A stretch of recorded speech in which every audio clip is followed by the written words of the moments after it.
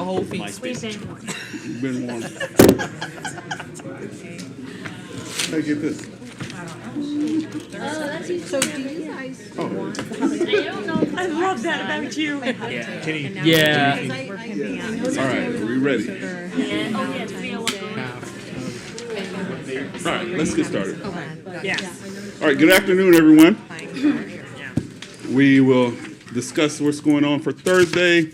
As we have roll call, Ms. Adams, Councilman Rodriguez is going to be a little late, about 5 minutes, but he is on his way. We have invocation by Ms. Pastor Becky Priest, and pleasant visits by Councilman Rodriguez.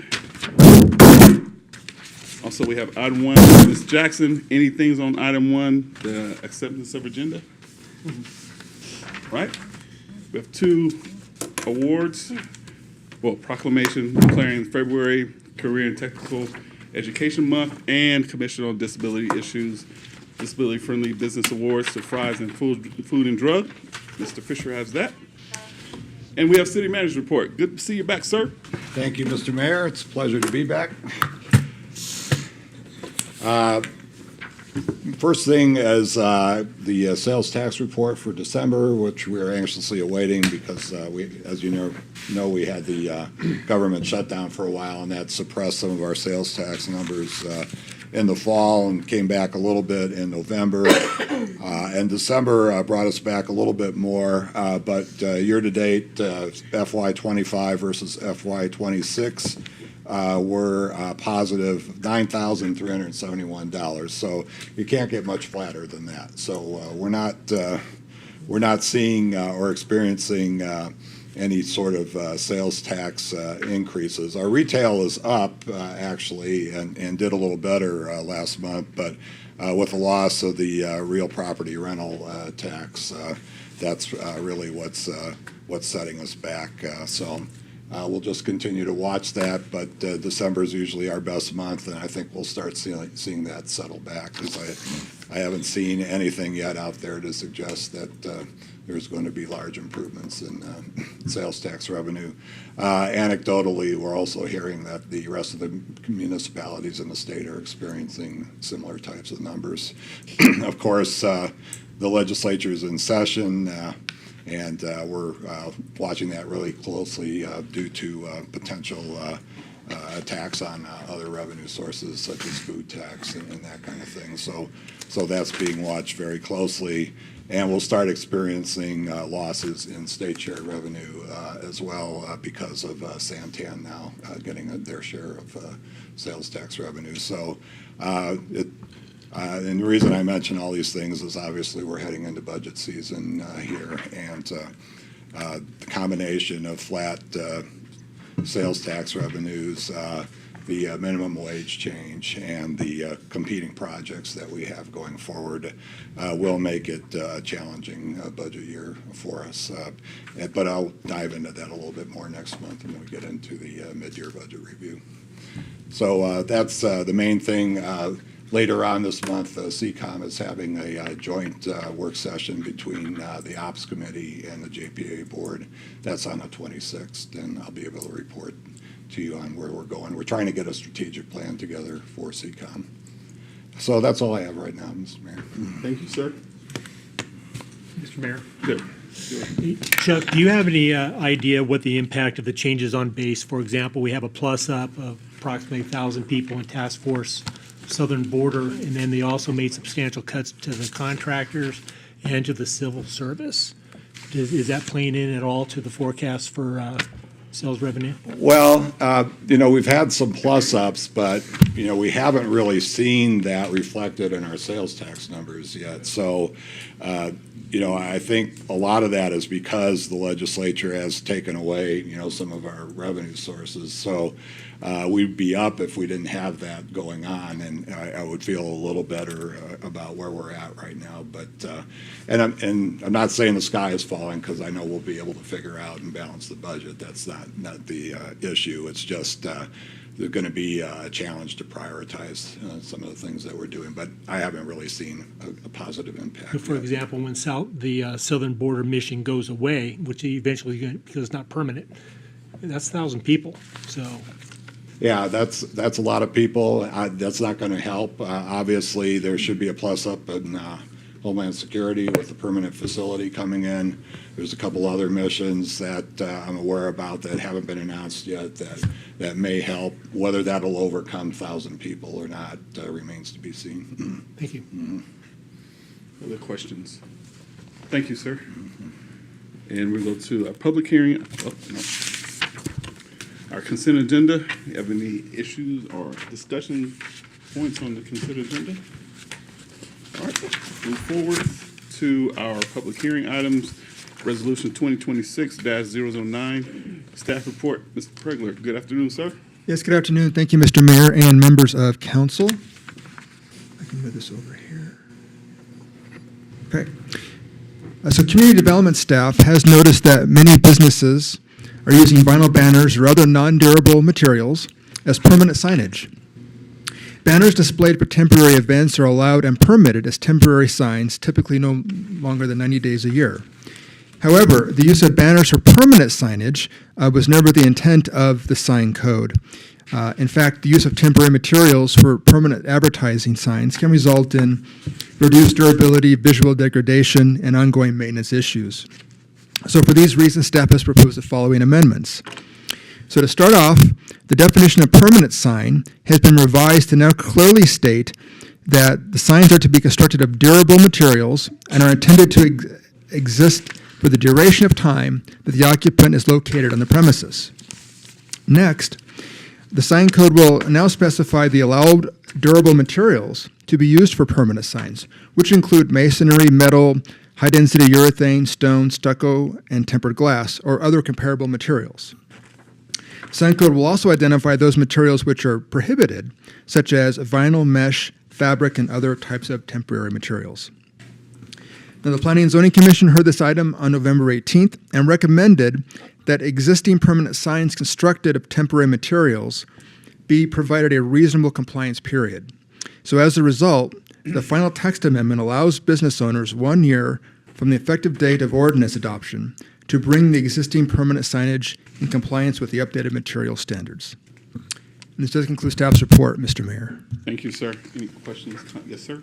I like that comment from the P&Z because if I'm thinking about our new business owners and we're trying to be we should be a business-friendly city, anything that costs them money, like to put a big sign, if you don't even know you're going to make it the first year, that would go against everything that I think we're trying to do. So if all they have money for is for a temporary sign happens to be vinyl, and they're not in the West End area, so they can't get the grant for a sign, then I think a year is definitely a good amount of time to say, all right, you have a year to keep it up, and then after a year, if you're still business stays in the same location, then change the sign out. So I think that's way better than just saying it has to go or it can't be made of this material, because that is very unfair to a new business who is trying to get off the ground and trying to spend money on other things, just overhead, much less just trying to get a sign made. So I think if it's a year, then that's probably makes better sense than just saying they can't have it at all. But to be clear, isn't that just for the existing businesses that already have these prohibited materials that are up? It wouldn't include new businesses. So if you had a new business and you wanted to test out to see if your business was going to succeed, but the business went into effect after the new codes, you wouldn't be able to put one of these, you wouldn't be able to use a mesh sign for a year after this code went into effect, right? The 90-day limit, right? Correct. That is correct, yes. So you could have a temporary banner for 90 days. And at that point, you'd have to meet the current. Only businesses that currently have the prohibited materials would have up to a year to get rid of them. That is correct. Okay, I got it. That makes sense. I still don't feel like that's 90 days to give a new business. That's not a lot of time to me. I don't think it's No, fair. I tend to agree with Councilman Rodriguez that it's kind of hard on a new business, especially if we see so many of them come and go. But Should we put that? I wanted to confirm exactly what that meant. I wasn't Thank you for sure. that clarification, Should we add it to It's the already I ordinance? existing think- in code, too. Should we add it to the ordinance? So is it 90 days or do they still have the year? Because what I'm taking from it, they have a year to get the sign updated. Is that correct? In 90 days? Only, Or is that's, it that's the 90 days? grandfather clause. Correct. So any new business that's moving into the community can ask for a temporary banner sign for good up to 90 days. At that point, they'll have to meet these proposed sign material standards. Okay, I misunderstood. Yeah. I mean, I understand if the sign is faded or ugly or whatever, and say, hey, can you get something better? But again, my sentiment is, those signs are pretty expensive, and if it's a business that's just trying to get off the ground, and we're trying to be a business pro-friendly business that we are, then I think we should be a little bit more accommodating to a new business, no matter what they can afford or can't. I just feel like 90 days is a short amount of time for someone that's trying to get off the ground. Is it moving into possible a we brick can and do mortar. a year or 12 months? We have Is to- that possible without the 90 days? You'll have to redo the ordinance. So you're proposing that they be allowed a banner sign for 1 year before they decide to move forward with a more permanent materials for the sign, Correct, sir. regardless of whether it's existing or new. Give them 1 year.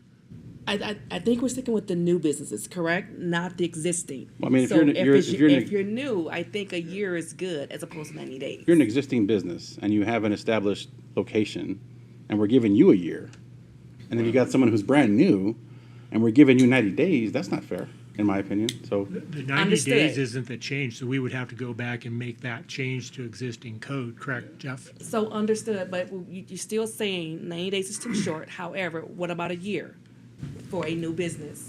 Yeah, that's what he's saying. So you're good with that? yeah, I think that'd be, Okay.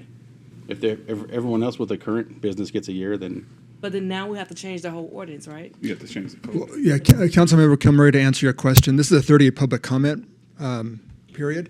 So any changes that come in between now and the ordinance, we can go ahead and make those changes and present those to you when the ordinance is presented to council. Okay. If you make substantial changes, it has to go back out for another public comment period, right? Not necessarily. If what we're proposing falls within the advertised sections of the development code, and this is considered the public hearing, then we do not have to go back out and advertise for that. But the 90 days doesn't, because that would be a new change that's not in your red lines now, correct? So if we made that change, that would be a whole new change. It would have to go through zoning commission back to us, wouldn't it? Because it's not part of this change or the for the sections in this 30-day change. comment period, then it is. Maybe I could help on this Yeah. one, Jeff. Sure. Okay, so, yeah, what the council is proposing is an amendment to the temporary sign section of the code, which was not advertised as part of this resolution. So you're right, that would be a substantial amendment, and we'd have to re-advertise, which is not a problem, Yeah. in order to make that change under the temporary sign code section to extend the maximum duration of 90 days to, I'm hearing 1 year. Yes, sir. That's the consensus Making of it more council. lenient, right? Pardon? I think We're that's making it fair. more lenient. Making it more lenient is the discussion. And so, I mean, I think there's some really good vinyl signs out there. I'm not talking about poster boards, stuff like that. Like, okay, I mean, some professionalism to it, but my comment is just to try to keep it as fair as possible for a new business to compete with other businesses or whatever. Again, why would they get a year versus someone who just started gets a different time frame? You see what I'm saying? Yeah, no, I understand that. That's And there's, fair, like I said, Mark. I've seen some really good vinyl signs that are made well, and they're made to last about a year probably, and that's it. But that's just my thinking. Jeff, could you tell council some of the discussion that went into the zoning commission's discussion about adding that year grandfather clause in there? It was kind of a last minute add, wasn't it? It was a last minute ad, and quite frankly, I think there was a frustration on the part of the Planning and Zoning Commission that there are a lot of these non-conforming signs out there, a lot of these banners, a lot of them are in disarray, some of them are windblown and so forth, and they wanted to have a process to where some of these non-conforming signs would eventually have to conform to these new material standards. And so they felt that having this 1 year grace period, if you want to call it that, would be the appropriate avenue for them to be able to conform to the new code. The way that the non-conforming section reads now is that if a sign was legally permitted prior to any code changes, they can basically keep the sign as is. So what the Planning and Zoning Commission wanted to do was say, we understand that. However, we want them to be able to meet our new material standards. So instead of keeping the existing non-conforming language as it is, they were saying, let's make them comply. So they said, let's give them 1 year from the date of the ordinance to comply with these new regulations. Okay, I mean, like I said, I understand if the signs are ratty or they're falling down. I mean, that could be language I would think that could be put in there to say, I mean, you must conform with a sign that is not falling down or not in disarray. Tattered, frayed, Yeah. you know, holes in it, something, Right. you know. Or how about you just give Has them to a be 90 day serviceable to of some update sort. that sign itself, the vinyl, and still get them a year It's actually covered in the ordinance also elsewhere as well. about replacing old signs.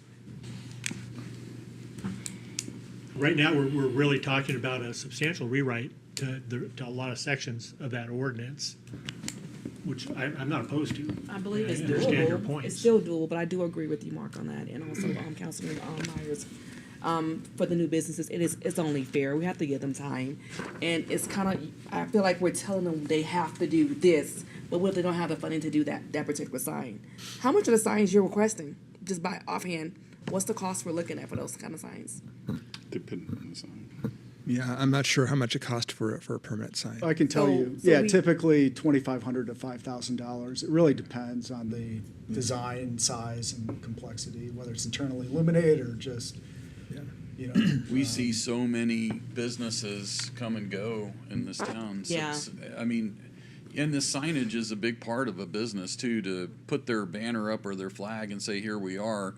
And, you know, to give them at least 6 months to a year to give it a test run and, you know, to get their feet wet, to get the business going, to get cash flow. I think it's appropriate, even if we have Yeah. to spend some time to rewrite it. Yep, I think we should too as well. Yeah, Just and that goes rewrite back it. to Mark's, Councilman Rodriguez's argument. $2,500 to a small business is a Versus lot. Lot. And a 5,000. 5,000. 10,000, And depends on what whatever. company, that may even be even more. Yeah, I'm The just, signs are very expensive.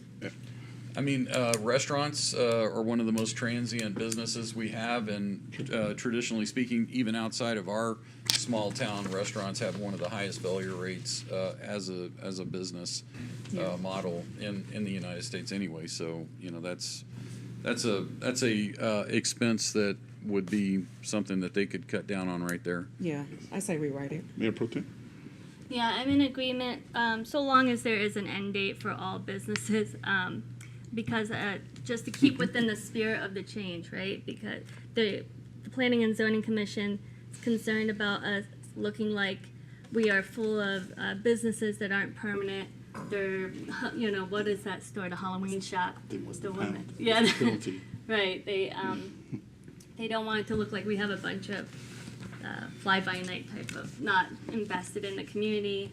And then if everyone has professional signage, everyone does better. There's gonna be, you said it, it's just better for business to have a professional sign. And preferably one that lights up, but I know that's more expensive, but on the west end for sure, Can't it's flash. better for, yeah, no flashing. But, yeah, I agree with that suggested change. So do we need to go in and make, as if we're the public, one of us goes in and makes suggested changes during the 30-day period? I think we And then- just there's no rush on this. No rush. I think we're gonna pull the item, come back to you They with come an back. amendment to the Yeah. temporary sign code section Yes, Okay. sir. to allow new businesses, and I need to make sure Yeah, Spirit of Halloween. we're allowed to regulate based on the tenure of a business with the city attorney, like we're not creating separate classes. I think And we want to do I the understand the opposite. intent, you know, cash-strapped businesses, taking a risk, starting a new business, may not have the funds to invest in quality signage that I mean, maybe if want it's, to set as a standard for the community. maybe it's something like, not classes, but maybe if it's like, if you have less than 20 employees or something like that versus like a Fry's or a, something like that's corporate, that's gonna, they have no problem buying a sign. But Right. Like, they're they just- shouldn't- They're just gonna Right. do They it. shouldn't be able to get away with like, okay, just to be cheap, right? Exactly. Versus a struggling small business trying to just make it a year in our town, Exactly. right? And I'm just, whatever we can do to get rid of some of the red tape, because there's already too much, there's already enough of that for a new business to start in our town. There was one less, I'm just trying to propose one less thing for them to worry about right up front, like have that over their heads, like, man, I'm just trying to figure out payroll, I'm just trying to figure out if we're gonna make it or not, and then I gotta get this sign, because the city's gonna come take it down, or And then, not to rabbit hole it too much, but special events, you mentioned Fry's. I mean, they do the Valentine's thing every year. I mean, a special event at a corporate, they should be able to put out Yeah, that's temporary signage temporary for, sign. say, That's a a- Valentine's actually or a addressed in wine the code already. tasting or something Well, like that, yeah. I think we should just put it. Councilwoman Landry? I have a question. Can you tell us how enforcement goes with that? In enforcement of the banner signs you're Yeah. referring to? So right now what we do is we go out, basically it's a complaint based for now. If somebody calls and complains there's a banner or something, we'll go out and notify the property owner that they're not meeting current code requirements, write them a letter, and we'll try to work with them so they can be compliant. In a situation like this, if the code were to go forward as is proposed, what we would do is probably do a PSA announcement, do some social media, let the public know about the proposed changes, and then we'd follow up with the individual business owners that have these signs that aren't meeting current or proposed material standards, and work with them over that year-long period until such time as when we reach March of next year, hopefully everybody's in compliance by then, so there's really no enforcement at that point. But that's typically how we would enforce some of these. Primarily be direct communication. We would do an inventory as part of we already do business inventories once a quarter. We would just add this to the list. We document which businesses have temporary signs as permanent signs, and then we would establish direct contact and let them know that a more phase-out period's been enacted by council, and then we'd work with them on replacing those signs through a permitting process. But after that year, After the year. yeah, after the year, okay. More questions, comments? Thank you, sir. Thank you. Appreciate it. So that item's gonna be pulled from Thursday? Okay, thank you.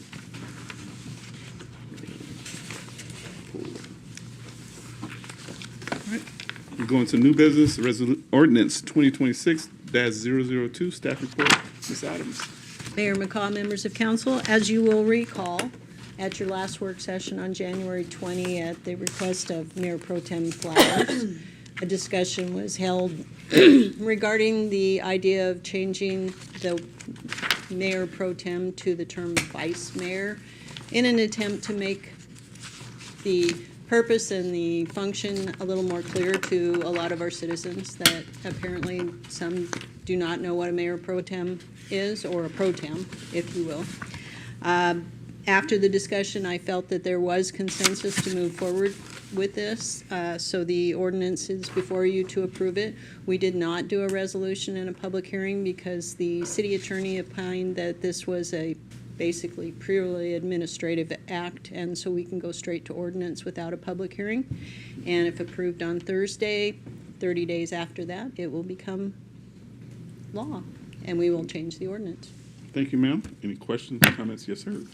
There's a $500, $700 cost to the city. Yes, sir. Where did that come from? When we pass a new ordinance that changes our actual code of ordinances, we have to publish it in the newspaper. And so that is a publication fee. We have to run a display ad 4 times in the paper. And so that is about what the cost is expected to be. All because I want clarity in the, yeah. I mean, I'll add one more piece. We got our little government guide, and you look through, everybody else is called Yeah, vice That's true. mayor. in the It whole does city. I seem think there's to like be- 4 times they're called mayor pro tem. The normal. Yeah. I think, thank you, Jill. I think, whenever I have to introduce myself and I say the title and they look at me and I was like, it's vice mayor or deputy mayor, then they immediately understand. And I think in our job, our role at government, clarity is better whenever with everything we do. So, sorry about the cost. I didn't know that was going to be a thing. But I think it's important to update that just for simplicity and better communication. Excellent. Yes, sir. Just one more question. Now I'm curious about the costs. Do we have to have each individual one have its own block in the newspaper, or can we combine these? They are individual codes that are changed, and it is state law. There are laws. Every session they do try to work with some of these publication requirements. They made a change a few years back, which did help, where we used to have to publish the text of the entire ordinance, and that used to be thousands of dollars every time we did it. And now we can do a reference to the website, so it cut down the size of the ad. So, no, each ad for each specific ordinance has to be separate, because this one is not relatable to 151 or any of that. So when theirs comes through, we also do that with all of those. Victoria, could you find out how much we pay the newspaper every year to comply with state codes like that? Mr. Mayor, Councilmember Kilmurray, I'd be happy to do that. And we do budget in clerk's division to do these ordinance advertisements. But yeah, we'll get a total cost for you from the last fiscal year. Oh, thanks. Thank you, ma'am. So tonight we have presentations. Our first presentation is the staff regarding presumptive cancer claim process. Good afternoon, Ms. Kinney.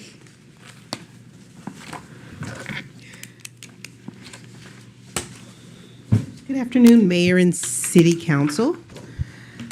I'd like to give you HR and administration's response to the wonderful presentation that the fire department and the fire union did 2 weeks ago. We're calling this now presumptive cancer process for firefighter and peace officers. So we'll tell you, peace officers by definition are police officers in the Arizona statute. So thanks for bringing that to our attention. We found lots of wonderful information that will apply to firefighters and peace officers. So we're going to do a little recap first. So we're going to talk about the regulation requirements that we're addressing so far. So in 2021, Arizona's statute was passed 23-901-.09, which described presumptive cancer for firefighters. And it gave a regulation on how you qualify. So you have to have a pre-employment physical to show that you didn't have cancer before you were employed, and we always do that at the city. The person has to have been a firefighter in their capacity as a firefighter for 5 or more years and been exposed to some toxins during their work. And if you are a retired firefighter from the city, if you're less than the age of 65 and you've retired within 15 years, you would also qualify under this statute.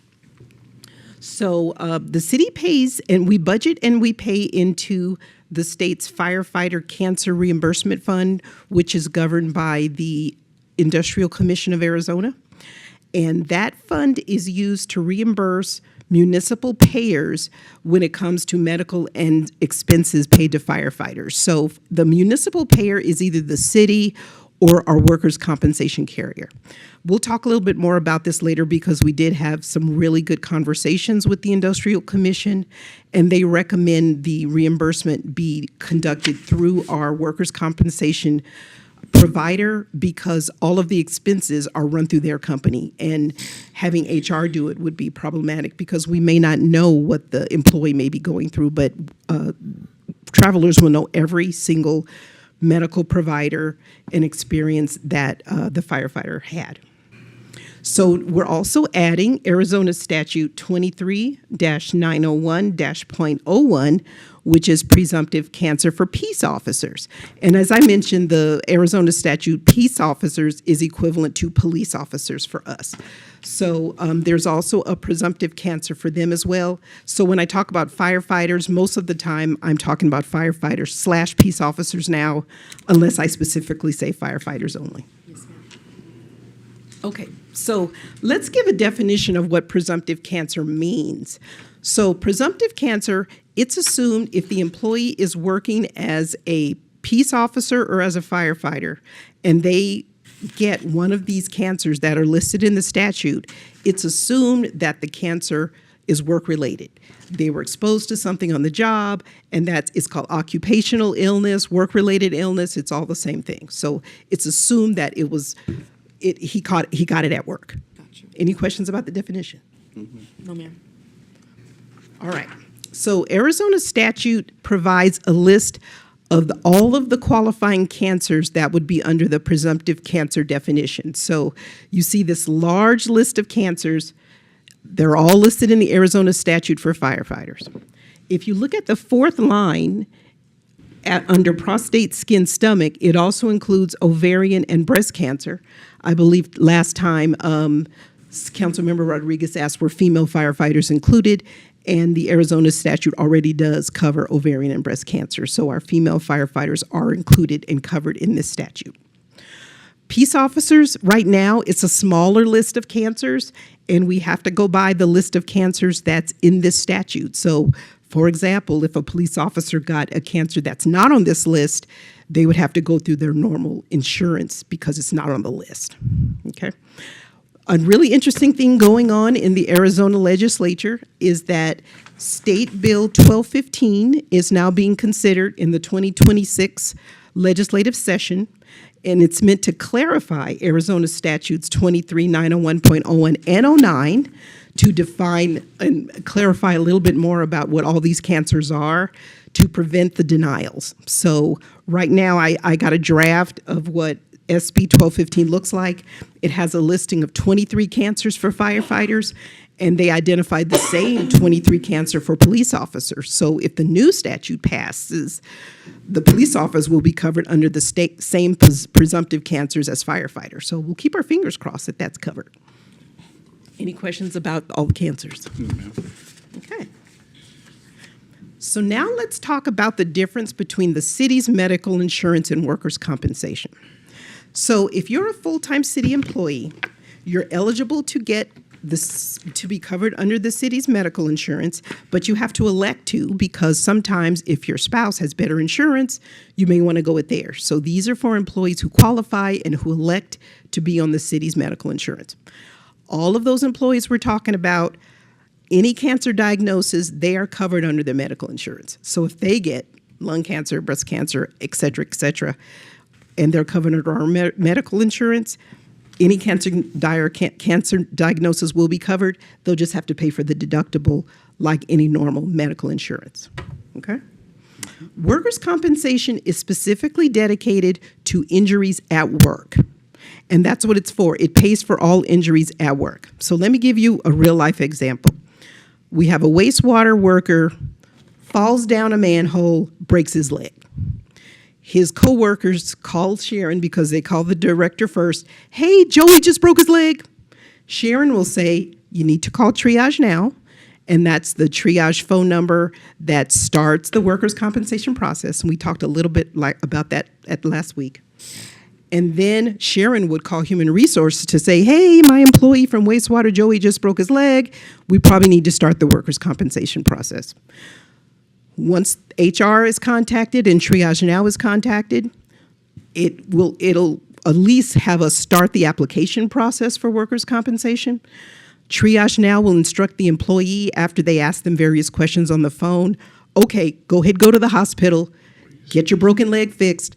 Make sure to tell them it's a work-related injury so that they fill out the proper paperwork.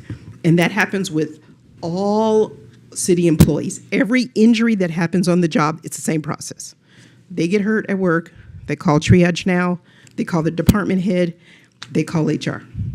Now, when we're talking about the presumptive cancer for firefighters and peace officers, the process is the same, except by the fact that if you have cancer, most likely you get that diagnosis in a doctor's office, and you may not necessarily think that this is a work-related injury. So that's the purpose of the statute, to say, if you go to your doctor and your doctor diagnoses you with cancer, it's a work-related injury. You need to check about workers' compensation. Once again, you need to call Triage Now, you need to tell your department head, and you need to contact HR so we can start the process. Okay? Any questions about workers' compensation? Yes, Councilmember. So one of the things I wasn't familiar with was or hadn't considered, was the medical insurance aspect. So suppose a firefighter or a police officer, they have their spouse's insurance, and that insurance, for whatever reason, doesn't cover cancer or a particular type of cancer. I don't know what insurance doesn't. But would workers' comp at that point pick up the entire cost of treatment? Yes. If it was a presumptive cancer for the Yes, state? if the firefighter doesn't have any city medical, but they caught cancer and they met all those criteria we already talked about under the statute, they would qualify for an application for workers' compensation. And workers' compensation would pay for the entire treatment of Yes. that cancer? It should, as long as they're approved, yes. Okay. Okay? And from a cost point of view to the city, so presuming they do have medical insurance through the city, if it's a presumptive cancer, does the city's medical insurance not pay and only workers' compensation pays, or is there a blended payment? Thank you, Mr. Mayor, Councilmember Kilmurray. The city's medical and workers' compensation are two separate entities, and they do not like to meet. Okay. So for this situation, we're going to be training all of our police and fire staff. Do never give them your medical card if you are doing a workers' compensation claim. You should only give them the workers' compensation claim number, or they can call Travelers and say, hey, I'm having trouble, I'm at the medical office, they're making me pay some money, and we'll go into a little bit more detail later. Never, ever give them your medical card if it's workers' compensation. So with the workers' compensation, they will not be paying anything out of pocket, no copay, no nothing. They correct? should not, as long as the process works smoothly, and that's why we're going through this process. Okay, yes, ma'am. Okay. All right, so now let's talk about the fire-specific steps, and Josh Meeker had a really great description about what happens. So we as a city, especially for firefighters, we had a desire to have a higher quality of care in screening our firefighters for presumptive cancer because it's a possibility. So they did research, and they found that lots of other agencies in the Valley were using Vincere Cancer Center. And once again, Vincere is located in Scottsdale, and they're one of the premier cancer diagnostic centers in Arizona, and they have a specialty program for first responders where they want to make sure they try to catch these cancers early before the employee becomes symptomatic. So it's proactive process, which saves the firefighter's life, saves them from losing organs, saves them from death, okay? So in fiscal year 2025, a year ago, the city budgeted funds to start sending firefighters to Vincere. We had enough funds to send 7 firefighters, and so the fire department picked the 7 firefighters who had the most tenure with the city, because you have to assume the longer the exposure for the years of service, the more their possibility of cancer would be. So we sent our first wave of 7 during the 2025 fiscal year, and keep your fingers crossed that they all came back negative, which they did. Simultaneously, the fire department applied for a FEMA grant to hopefully get all of the other firefighters through a Vincere screening financed by the federal government, as well as be able to have that first wave of the 7 get a retest 2 years later. Now here comes 2026 fiscal year. We were able to budget for another 7 firefighters, and so the second wave of 7 firefighters, different from the first set, were able to go to Vincere.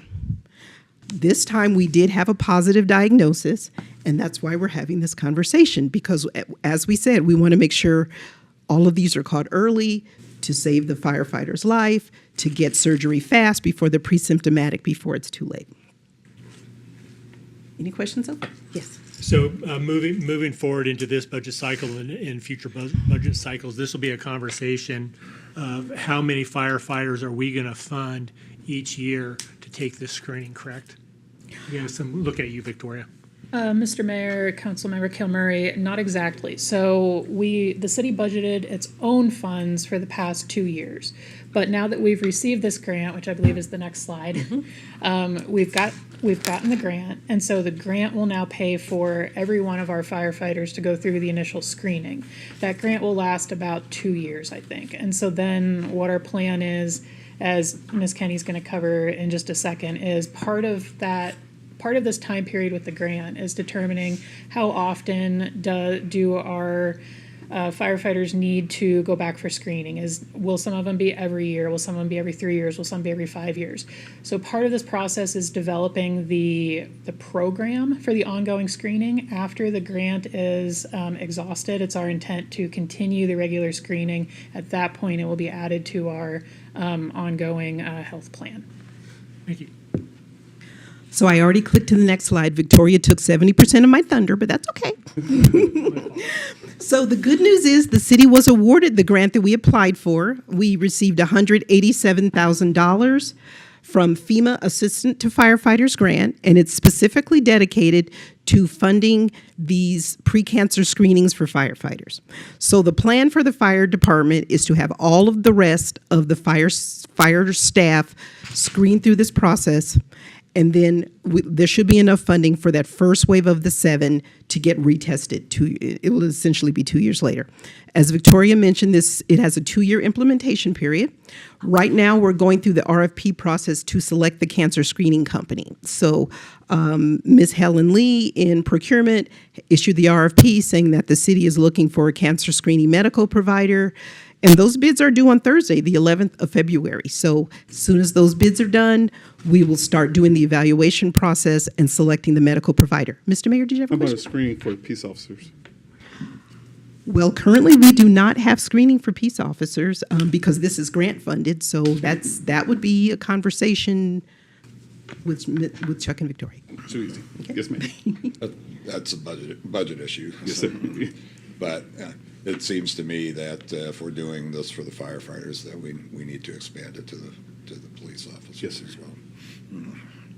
Concurrently, while we are going to go through that 2-year process of implementing the FEMA grant, as Victoria said, we're developing a regular cancer screening program. We're going to get the recommendations from the medical provider, how often we should do it, how many we should do per year, what's the vulnerability of each firefighter depending on their circumstances, so we know how to write the process and we know how to write the SOP. Okay, so let's now talk about the cancer screening process, and this is for firefighters because this is going to Vincere. So the firefighter travels up to Scottsdale for a 1-day trip, and of course that travel is paid by the city.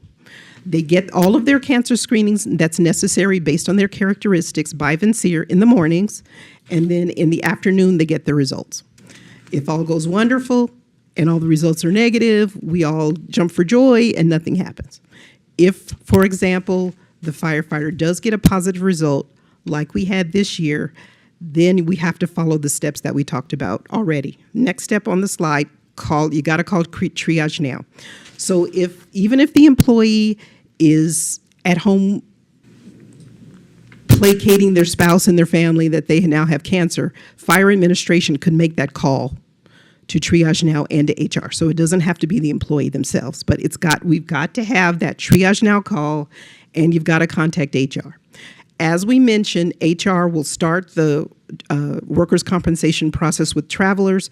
We'll call them up and say, we have a presumptive cancer claim for a firefighter. You have to fund it.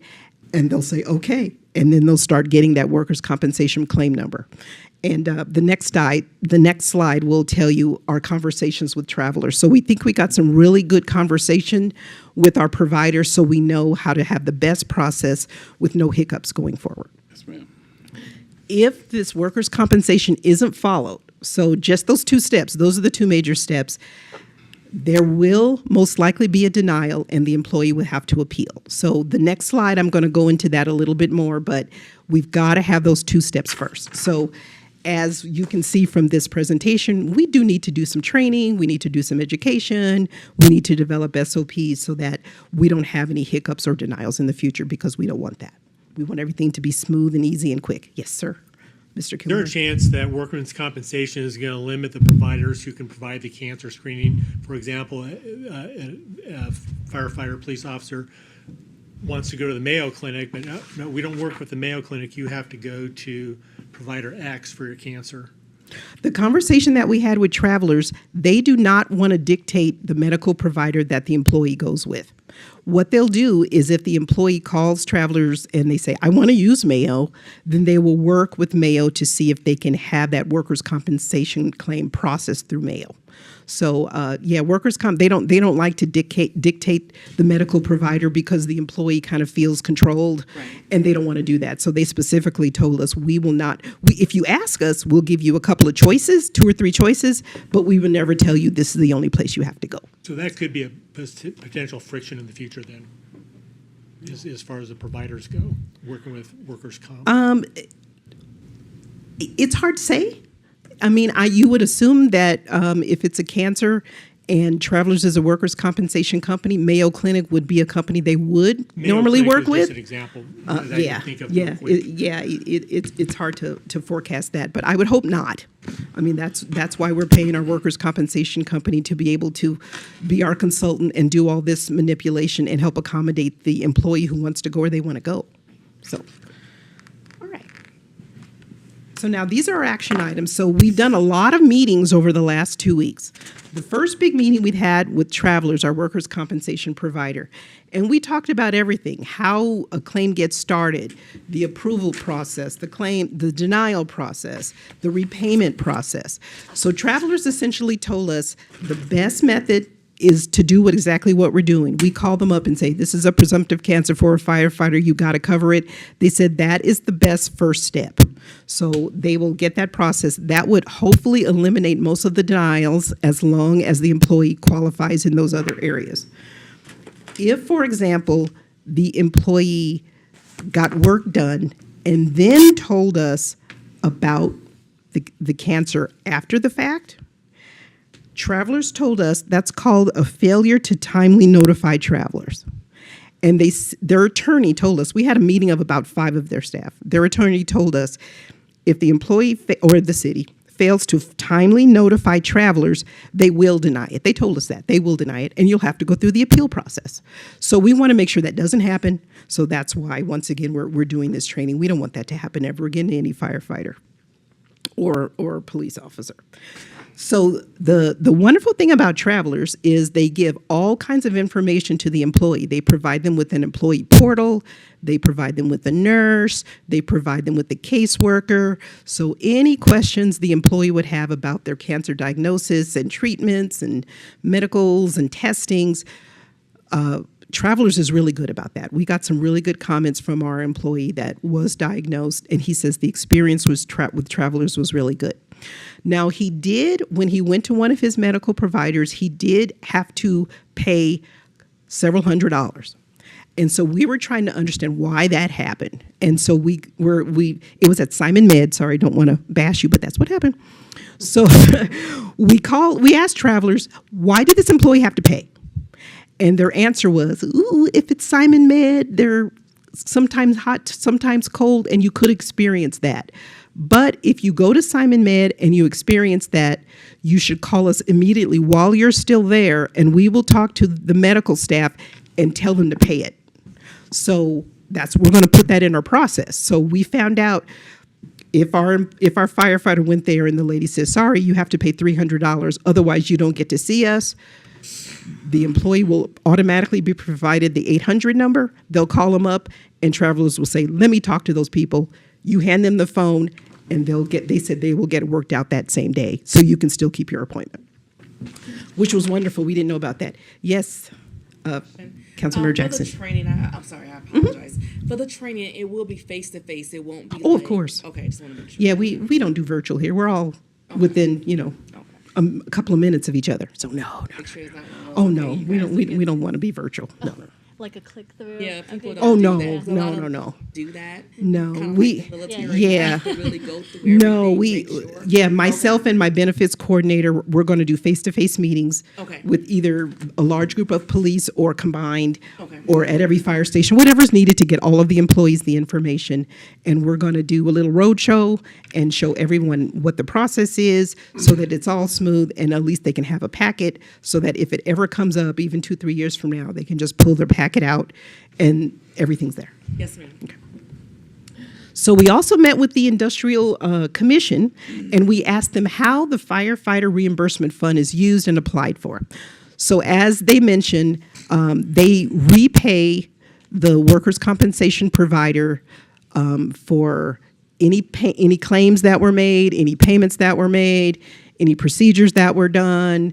If they go in short-term disability, they pay up to 66.5% of that, according to what state law is. So they pay all that back to the workers' compensation company because that's the W travelers already paid the employee. So this is to pay back them, and it's a pool of money. So even though we paid $116,000, it pools with all the other states in Arizona.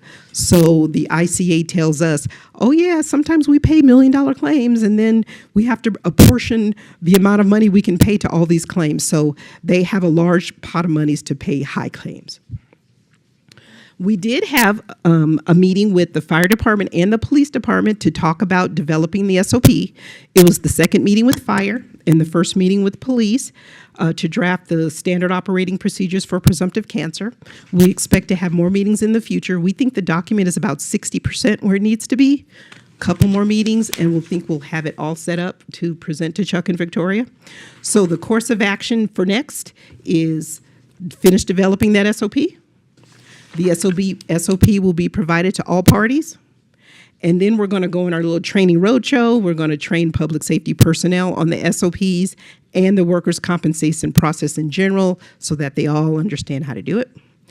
And determine if any retirees, as we said, they're less than 65, they retired from the city within 15 years of retirement. If there are any, and if anyone's listening, please contact us so we can go to the workers' compensation process.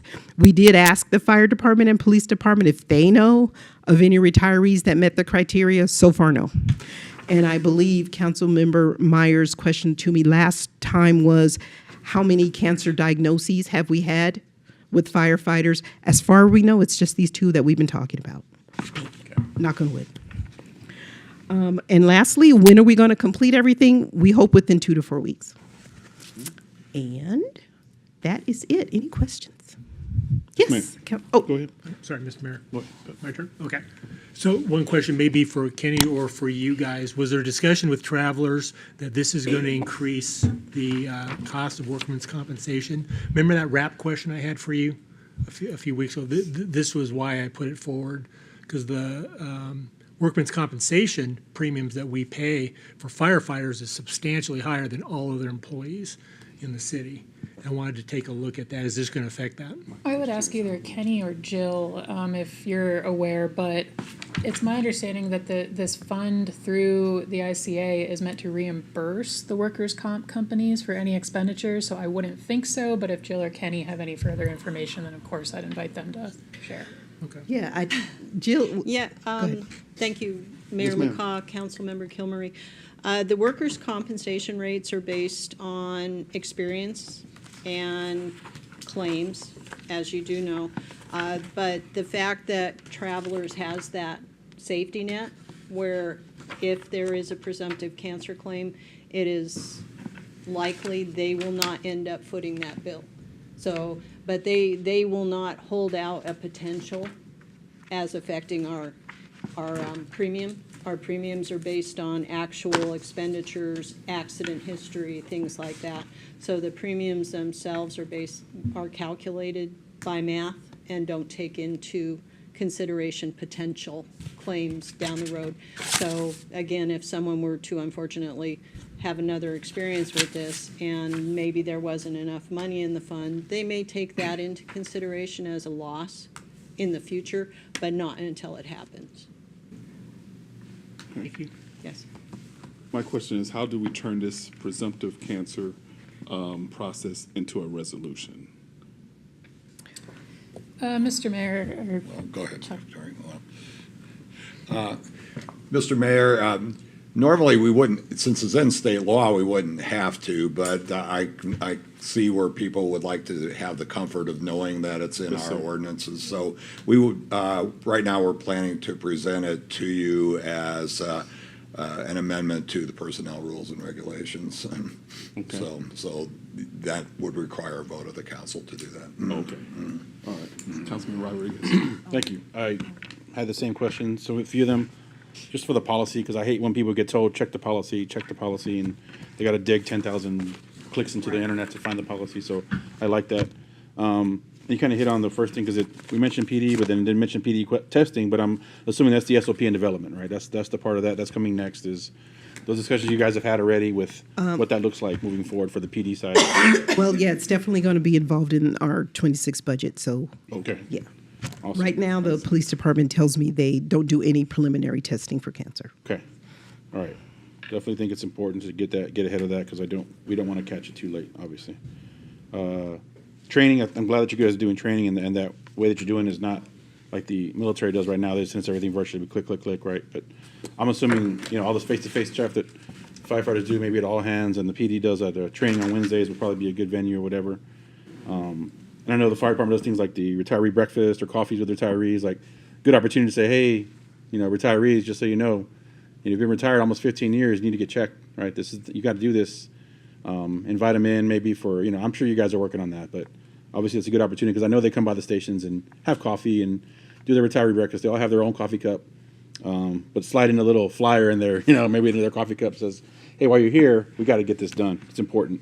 You mentioned like if you're not in a timely manner, is that, and I know that obviously one of those check marks is if you get some work done, that's considered not timely. But is there anything else that's like, well, that's not timely enough for us?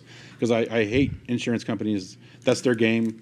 I mean, I deal with it enough with TRICARE trying to get the benefits that I served for. It doesn't matter, because that's the insurance game, right? It's to deny you, because if not, they don't make money. But is there anything else when it comes to like timeliness? Is there a timeliness timeline? Yeah, they didn't mention a number of days at all, but they did emphasize the fact that now the burden of proof is up on the agency why it isn't covered. So it sounds like they've been reversing their stance, because in some of the earlier years when this statute was first passed, the workers' compensation company had first dibs on why it should be denied. But the way she was talking, she said it's now completely reversed. The workers' compensation company has to show why it should not be denied. So it's automatically assumed that it is going to get approved. So that's a different philosophy. And she seemed pretty much convinced that most cancers would be covered if the services get out of sequence, like you said. For example, if an employee got work done and then remembered to call Triage Now and HR, it doesn't mean that they're not going to get covered. It just means that if they would most likely pay with their medical insurance, and then the workers' compensation would refund them back after its appeal. So a lot of appeals do get through because the statute is there specifically for this reason. So I don't want to say the appeals process automatically gets denied, because according to Travelers, a lot of cases that meet the statute do get passed in the appeal process. Thanks, and I appreciate this being written into an SOP. It sounds like Simon & Med needs an SOP. Yes. Right? And I wish they would get Or their act training together, of their 'cause desk staff. Mhm. That's ridiculous. If you one day or another, and then people, if your name is known out there, like, well, depends on who you get to. It depends on who you talk to. You're dealing with something like this. That'd be just the last thing you should worry about, because the first thing in your mind, I know you need treatment and you're gonna have to pay out of pocket to get seen. You will do that. So, yeah, hopefully Simon Med is listening. They get their act together. Yes. Councilman Landry. I appreciate your presentation. It's very thorough, and all the work that went into it. Thank you so much for presenting this today. I really appreciate all the information, and then the planned courses of action. I think that's really great as well. Years ago, I worked for an orthopedic clinic, and whenever we would have workers' comp stuff come in, it was always really difficult, because a lot of the times the people would come in, they would have something major going on with them, and they didn't know who their workers' comp carrier was. They're at work, they were having a hard time getting that together. They were trying to figure things out. They needed to have a procedure done. And so I really appreciate the emphasis that you put on following the process, so people know what the process is, and going through and making sure, this is what you do. That way, if something happens, then people already kind of know what to do and what to follow. So I appreciate that. I think that's great. Thank you, Councilmember Landry. Councilman Jackson. Yes, so I have to agree. Great PowerPoint, and you hit every question that we had from our last session as well. But for the firefighters who are here, did we miss anything? Which I don't think we did, but I want to make sure that we at least ask you that question. Anything you guys have lingering that we may have missed, or you have a question about anything? Well, I got one. Is question for Ms. Kenny. Ms. Kenny, what is the process for the denial, and is there a cost associated to that denial to the employee or to peace officers? Yes. If there's a denial and the employee has the choice of waiting for the appeal process before getting any work done, if they wait, they don't have to pay because there's no work done.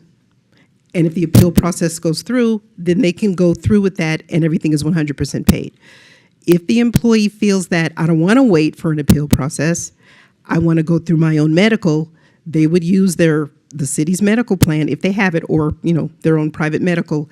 They would pay the deductible, and then they would go through the appeal process, provide their receipts to the ICA. If the appeal is approved, they would get reimbursed for those. Oh, okay. All right. One more. Did you have something, Chris? Yeah. Yeah, I'm going back to the questions. Going through denial.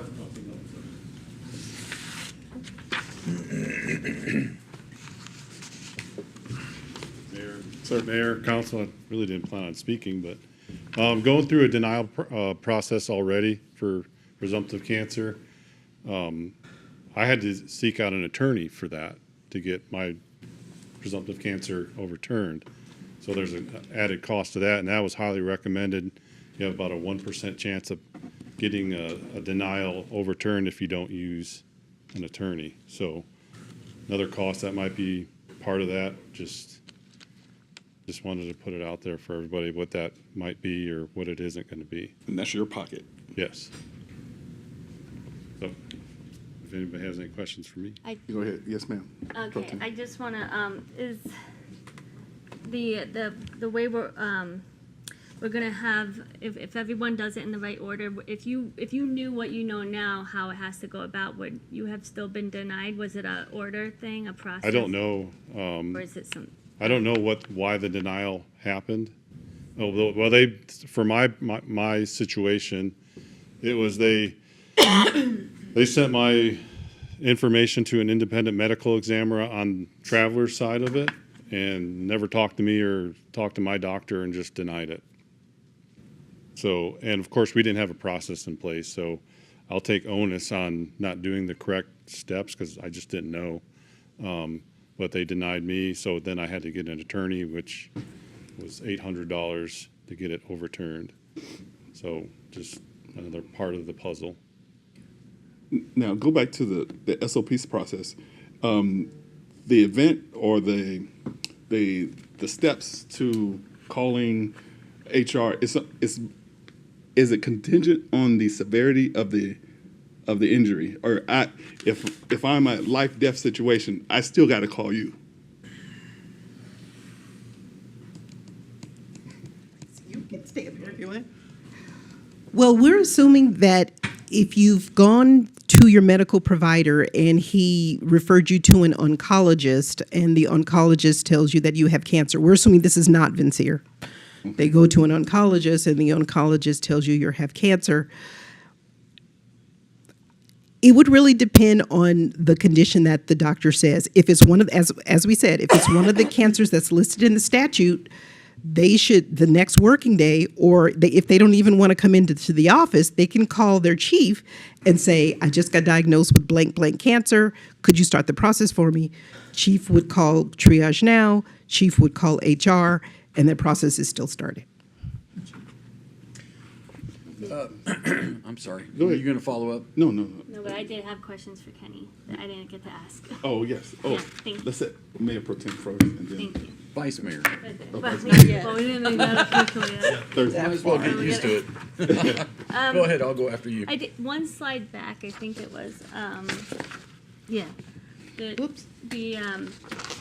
Oh, it's okay. There was a bullet point. Oh yeah, that one. This one? Yeah, you asked the industrial commission how to get the reimbursement. Is that, are we still involved at that point, the city, or is it Travelers directly with the reimbursement fund? The Industrial Commission recommends that our workers' compensation carrier be the primary contact to them for reimbursement. Okay, good. So you're done with your. Yes. Okay, and then for the retirees that, they've retired since all of this has been passed and put into law, but they still qualify under the coverage. What efforts are being made? And I know Councilmember Rodriguez brought this up before, but what efforts are we making to reach out to them so that they're all made aware of these? So we're going to have a joint meeting with fire and PD staff, hopefully in another week or two, to start that process. We haven't thought of the correct method yet. I know, as you said, fire department has coffees with a lot of their retirees. Police chief told me that he has a list of all of the retirees, but we have to have some systematic way of contacting them to let them know that they could have a possible workers' compensation claim if they applied under the statute. And then lastly, I just, let's say they retired from here, they earned their PSPRs, all this. What if they moved out of state? Do they still get any kind of, does it still cover them? The state statute, so it should. It should. Yeah, it should. As long as they meet the statute, they retired from the city let's say as a firefighter or police officer. It's less than 15 years since they retired, and they're not 65. It's the statute flat out tells us whether they would or would not qualify. Thank you. Quick question. Did I understand you correctly when you said that, so the money that's coming in from the grant, that we'll have did you say that we'll have all of the rest of the firefighters tested within 2 weeks? Is that what you were saying? No, not 2 weeks. No, not 2 weeks. 2 years. Okay. Yes, implementation of the grant is a 2-year period. Okay, I misunderstood. Yeah, that's okay. That's why I needed some clarification, because I thought that was kind of quick. Yeah, no. Yeah, Well, I misunderstood you. No, we hope to get the SOP and the training started within 2 to 4 weeks, but the implementation of the grant is a 2-year period. Gotcha. After Okay. And we award the medical provider. Last time, I think we had left off where there were, you were requesting bids or whatever. Are we using Vincere now, or do we know where we're going to be sending the firefighters this round? Thank you, Mr. Mayor, Councilmember Myers. The money that we set aside in the budget for the 2026 budget, where the 7 firefighters already went, they went to Vincere. Right. Because FEMA is a federal grant, we're obligated to bid it. We sent an application for the RFP to Vincere. We're keeping our fingers crossed that they respond in addition to others. Right. Our procurement officer searched some of the larger cities up in the valley, and they had 3 or 4 people who responded to their RFP for firefighter cancers. So the answer is, would we use Vincere for the grant? We don't know. Okay, The so bid we don't know opens where on we're sending the next batch yet. No, the bid opens on the 11th, and then the proposals go through the evaluation process. So Ms. Helen would be establishing an evaluation committee, we assume, Okay. with members of the fire department. They might want to, no police department on Vincere. And then once they rank and review all the proposals, they will provide their rankings back to Ms. Helen, and then Ms. Helen will recommend award of the highest ranked company. Gotcha. Okay, thank you. Yes, ma'am. Go ahead. Another question. My question is actually directed back to the firefighters again. Are we missing anything? Is there anything that we may need to add, or we forgot, or not trying to put you on the spot? They're in the process. Yeah, I know. But still, While we're talking about Ms. Kenny, yeah. going back to firefighter or engineer Clausen, is his, and not to put him on the spot, but is his denial claim reimbursable? His appeal claim? His appeal claim. Yes, Okay. Okay, then, it's reimbursable by workers' compensation. and I hope. If it's approved. I think it has already been approved in our office. Okay. We've received information that it was approved. Okay. But he needed an attorney to had to help get an get to the attorney. finish line on that, like we Well- weren't. We honestly, we in HR didn't know that. Oh, Okay. okay.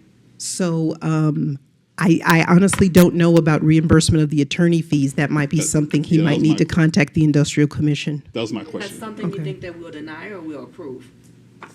You know what? We can go ahead and give Travelers a call. We didn't know about the attorney's fees, so I'll ask them that. Okay, thank you. Of course. Firefighters, any questions? No, I was just gonna ask about that very thing.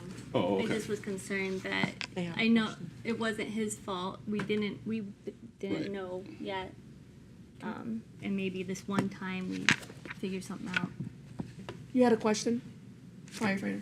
Just to answer your question, I don't think we would have missed anything. We've been at the table at the drafting of this SOP, so there were, along this process, with one of our members, some missteps that we didn't know because we hadn't been through it. So we've addressed them in the policy, so I think it's pretty shored up. The Chief Beaver did just mention that this grant will cover 5 years on the job and greater. So there might be a small pool a pool of firefighters that don't get much screening, will be pretty limited just because they haven't had the exposures yet. Gotcha. So that would be something we'd have to look at. On the retiree end, we would need to look, the grant covers active firefighters, doesn't cover retirees.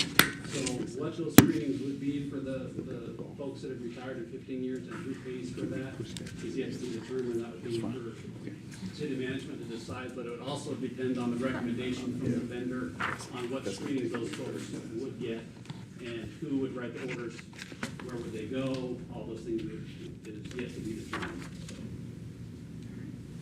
Okay. Yes, Kenny, if we can look into that about the Sure. reimbursement. You know, the goal is to make sure everybody's covered, Yes, so sir. it's just figuring out the how, the Yes. best way to do it. So. All right. Yes, sir. Hey, I just wanted to point out, in case I forget to say something on Thursday, that I want to applaud Kenny and the Firefighters Association, because when this goes through, we're one of 3 cities in Arizona that actually have a policy like this in place.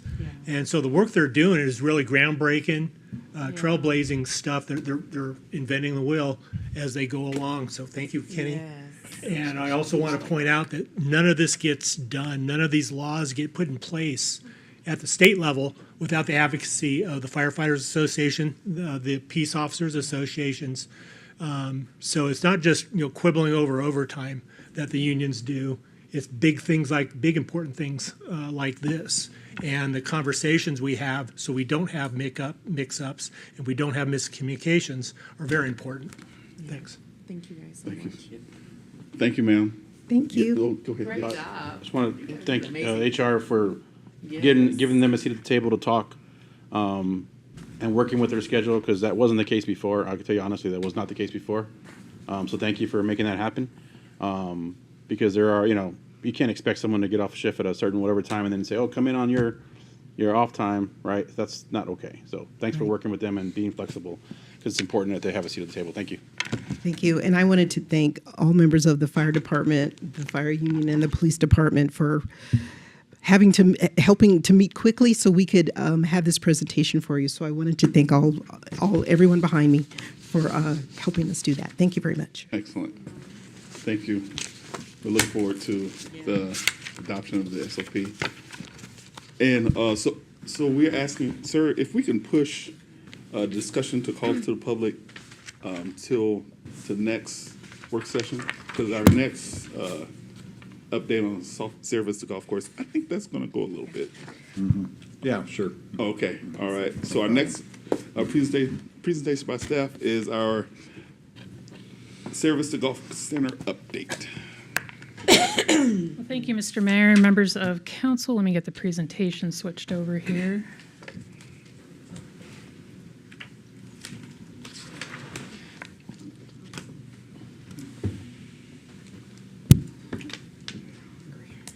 All right. I'll start with an apology to Mr. Kilmurray. I know this presentation was requested, I think, back in October. It took us a little while to get this together for various reasons and scheduling conflicts. But we will cover the financial information that you requested, and it was also a great opportunity to go over some of the history of why we were at where we're at today, as well as it's a very timely point to give updates on where we're at on various projects concerning the golf course and their progress. So we're going to cover a lot of ground today. I know that we don't have a whole lot of time, but I'll cover them, and of course we have plenty of time for questions, as well as Ms. Wilson's here as well, who was involved in the process. So first, a timeline. So this is the timeline of council actions regarding the golf course. I'm actually going to go back to 2023, which is where the conversation started. Chuck and I had regular conversations with Rick Kaufman, who is, or was, he just retired as of the end of January, but the senior vice president of Castle and Cooke, who was their representative here in Sierra Vista. And so back in spring or summer of 2023, he'd given us the heads up that Castle and Cooke was planning to close all their operations in Sierra Vista. They had finished building out their developments, and they were going to close down their operations and leave Sierra Vista. I think the Herald announced that in September of 2023.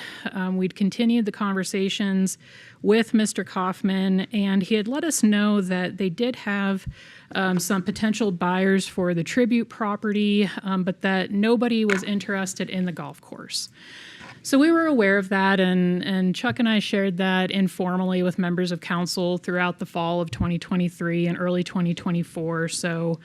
And then there was a meeting that Chuck and I had with Mr. Kaufman in late March of 2024, and he said, look, we are planning to move forward. Castle and Cooke is closing our operations. We do not have a buyer for the golf course, and would the city take it over? The alternative is we're going to shut down the property. So it was at that point that the executive session was scheduled for April 11th of 2024, and this information was shared with council. And trust me, nobody was happy about this news. No one on council, no one on staff. We were not happy. The prospect of owning and operating a golf course was not on anybody's list of activities desired for the city and so forth. But at the time, council gave direction to Chuck and I to move forward with what an acquisition of the golf course would look like. We started a project team. There were some other aspects of the conversation and Castle and Cooke's leaving the community that were also in discussion, but the golf course was one of those things. So then in June, we had thought we had a little more time, but Mr. Kaufman came in and met with Chuck and I, and he said, this is it, and Castle and Cooke has decided that we are shutting down the golf course in the next couple of months unless the city will acquire the course. And so that's when the June 27th executive session was scheduled, and the situation was shared with mayor and council. Through the past couple of months, the prospect had come up of Castle and Cooke giving the property to the city in exchange for forgiving of some outstanding debt related to a sewer line that was constructed. And so that possibility was there. The situation was shared with mayor and council decided to move forward with the action on July 8th, which was the resolution that was passed to direct city management to move forward with negotiating a acquisition of the property with the forgiveness of that debt. So it was made very clear to us that the golf course would be shut down and would no longer operate. There were no buyers who were interested in it. So through the course of July, I would say that staff operated in a sense of very professional, controlled panic. We were... Again, I had experience operating a golf course in the past when I worked for the city of Douglas. Mr. Boone had operated a golf course through his work as garrison commander. So we had extensive experience in what it meant to operate a golf course as staff. And again, none of us wanted to do that. We knew Ms. Wilson was ready and willing to go, as she is with everything, and that the Parks and Rec staff could handle it. But we knew a management company was what was best to take this over on such short notice. And so staff had, Chuck and I actually sat down and had lunch with the company Troon. And Troon is the largest golf management company in the world. They have many courses throughout Arizona. They also manage Benson's golf course. And so I had called my colleagues up in Benson and asked, how does this operate with Troon? What's your agreement like? They shared their agreement with me, and their style of operation is very different from what we ended up with Paradigm. The way they set up that agreement, and prior to that, they wanted to charge us $30,000 to put together an assessment of the course and a prospect for revenue generation and so forth. The way they operate the golf courses that they operate, they give a budget to the city at the beginning of the year and said, this is what we think we need for our operational costs.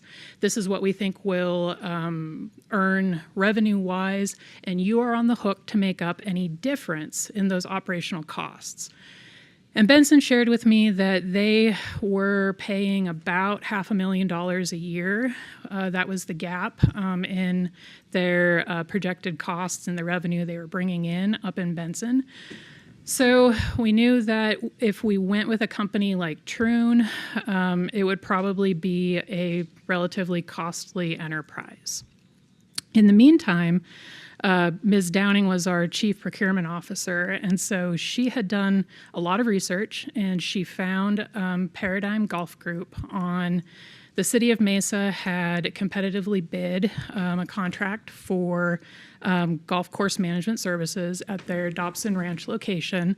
They had put cooperative language in their procurement.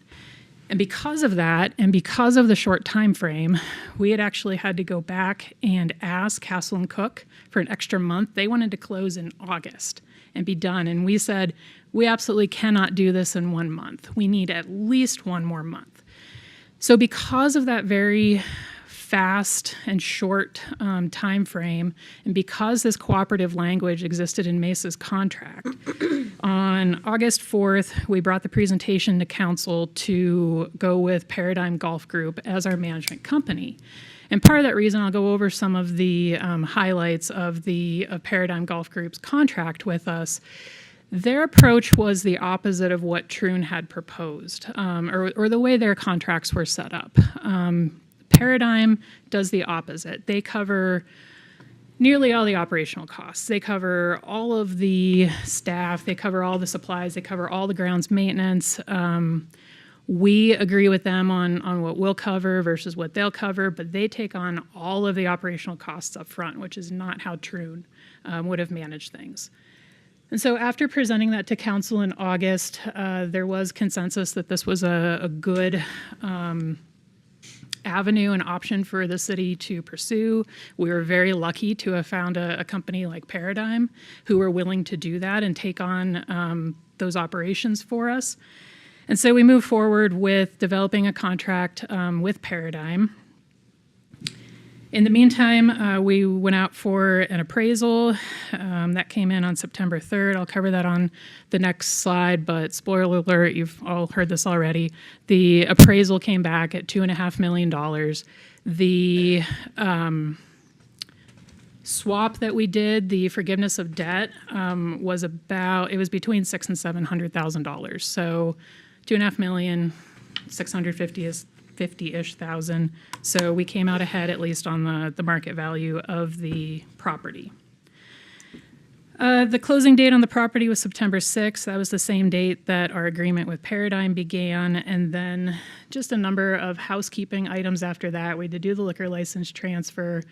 We went through the process on the needs assessment for the pool and determined that that was not the direction the city wanted to go in. The pool was not part of Paradigm's agreement. That responsibility and operation and costs at that time was on the city. And then in October of last year, we had presented to council the clubhouse design study for future improvements on the clubhouse. So that's just the timeline on where we started and just about where we're at today. Again, the appraisal, $2.5 million. Victoria? Yes. From a city perspective, how did you book the $650,000 as far as forgiving the debt? Mr. Kilmurray, it was repaid from fund balance that year, I believe. Yeah, the The debt or the debt forgiveness resided in the sewer fund because of the existing sewer line that had been built some 20 years earlier out to that particular area. So the sewer fund needed to be reimbursed because it is an enterprise fund. So that actually came out of general fund or capital improvement fund dollars to cover that. But it was to pay back the reallocated from sewer elsewhere fund. in the budget? Yeah, it was just paid back to the sewer fund. Yeah. All right, so strategic plan items, and when the last strategic plan was developed, when our current strategic plan was developed, this has come up several times. Again, the golf course was not on anyone's mind when these strategic plans were developed. It was not on our radar at all. We never foresaw owning and operating a golf course. However, we do own and operate one, and there are several strategic plan initiatives that do apply to owning a recreational amenity like a golf course. So this is just one of them on continuing to pursue sports tourism activities. We do know that people from out of town do regularly come and play golf there and spend money in our community. There's a couple of others that could apply. There's a priority on continually evaluating facility needs, and there's a priority on continually improving current levels of service. So although it was not foreseen in our crystal ball that we would ever own and operate a golf course, there are a number of strategic plan initiatives that can be applied in this situation. Just a high level on what our agreement with Paradigm entails. It is a 10-year term agreement. There's a possible 5-year extension option. It is in the agreement that if that contract should be terminated before the first 10 years is up, the city would be responsible for repaying Paradigm for their investment into the property. The 10-year term is on purpose in order to give them time to recoup their investment. One of the clauses in the agreement was also agreeing to build the driving range to help them recoup their investment in the property because they were putting all of the money for the operations in, and they also get to keep the revenue that they generate because they're paying all the operational costs. We do have a revenue share agreement. They give us back 2% of the gross operating revenues for the first 2 years. We're in year 2. Minus sales tax. It'll go up to 3% next year and year 4, and then it goes up to 4% for the balance of the agreement. And again, they're responsible for all the operating expenses. That includes payroll. They're solely responsible for staffing. They hire and fire and manage all of their own staff. They pay for all the supplies, the restaurant, the operation of the course, the greens management, the greens equipment, and so forth. We do pay for capital improvements over $10,000. That's a discussion between staff and Paradigm on who's paying for what and what's approved. It is always up to us to approve something or not. And major items we generally handle through the budget process. Victoria, I think you said it, but if you can clarify, the Parks and Rec staff doesn't do anything at the golf course, correct? No, that's not correct. It is a property that we own, and so there are some things that as the landlord, we need to go in and take care of, and Ms. Wilson can cover any examples. Yeah, thank you for the question, actually. One of the examples I can give on this is we've had our parks maintenance team out there before making some sidewalk improvements to build ADA pathways, which gives more access to folks in wheelchairs or who need that type of access to access the property. If there's other types of landscaping, I could use the driving range, for example, the landscaping around the driving range. It might have hit like some type of a capital maintenance cost, but we chose to bring in our own staff to make that improvement on our property to save money, and which is what we do on all of our other city facilities. It is still a city facility. We've had our public works team out there before to fix some toilets that were inoperable when we acquired the property, excuse me. So when we do have an opportunity to make an improvement to our property, the agreement does not prohibit us for continuing to treat it for what it is, which is another one of our properties and to use our staff to do that. Okay, so are those costs captured in the list of capital costs that we've paid? They're in Later both the capital cost and the O&M costs. Okay, so those are captured in the O&M costs then? Yes. Hold on a second, Victoria. Ma'am, so it's 4:30. Proceed on. In the week. Yeah, we got a consensus. Yes. All right, let's go. Yes, ma'am. As far as the success of the golf course, the best example we can give is rounds of golf sold out there. We have 4 years of data from Pueblo del Sol, and you can see that they were declining every year over 4 years.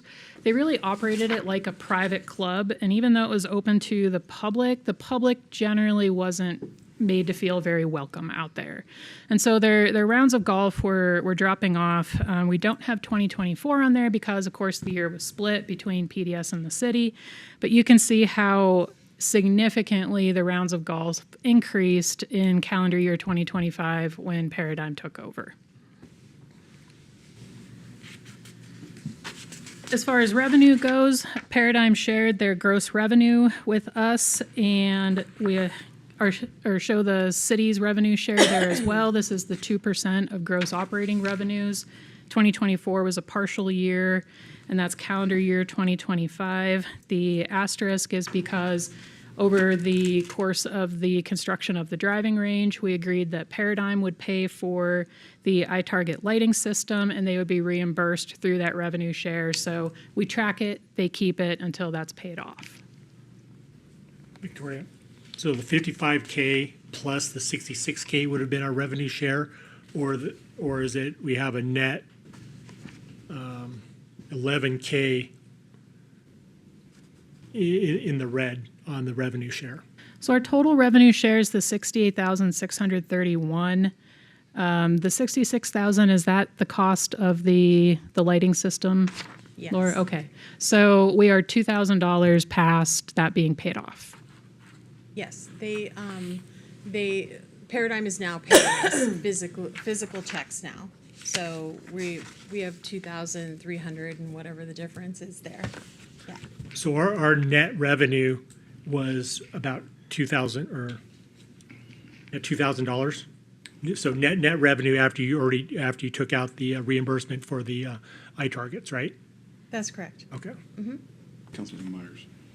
Real quick, are you able to go to the slide prior? Where it shows that the revenue was slightly decreasing. We start in COVID and we're going through the COVID years where it shows it's going down. I'm just curious, were we able to look and see prior to COVID? I don't want to rabbit hole this too much, but starting in the middle of COVID, it almost seems like that's not a good representative sample of the the golf course. I'm just curious if maybe it was doing better prior to that, but. Mr. Myers, this is based on what Pueblo del Sol was willing to give us. So we don't really know what was going on prior to that. I don't think we have that They wrote the information. records on a napkin. I just happened to notice that that's right in the middle of COVID, and that would have been maybe not the best representative sample. But anyway, go ahead. Well, Mr. Mayor, Mr. Myers, a lot of people were playing golf because that was one of the ways they could get outside during that time too. So, but one number that we haven't brought up is we did ask for Castle and Cook's financials, and we were doing our due diligence, and at the time they were losing some $360,000 a year out there. So. Again, getting back to Victoria's discussion about Troon, we could have expected to have been paying and budgeting at least that much each year to Troon to run the golf course. So the Paradigm contract avoids that situation for us. Thank you.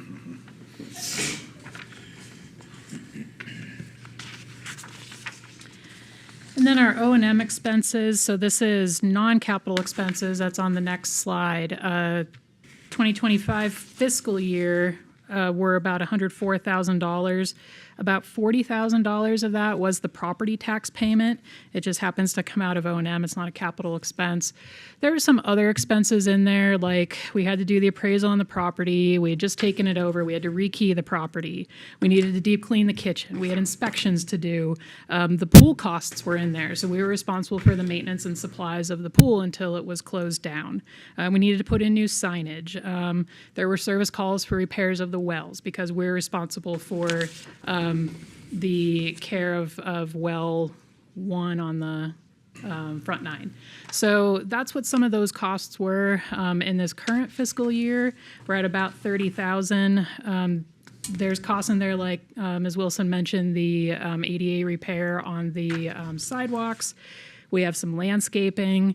We chose to update and repair the bridge. On the 15th hole, the well assessment cost $20,000 to go in and determine the state and age of the wells prior to the energy savings project.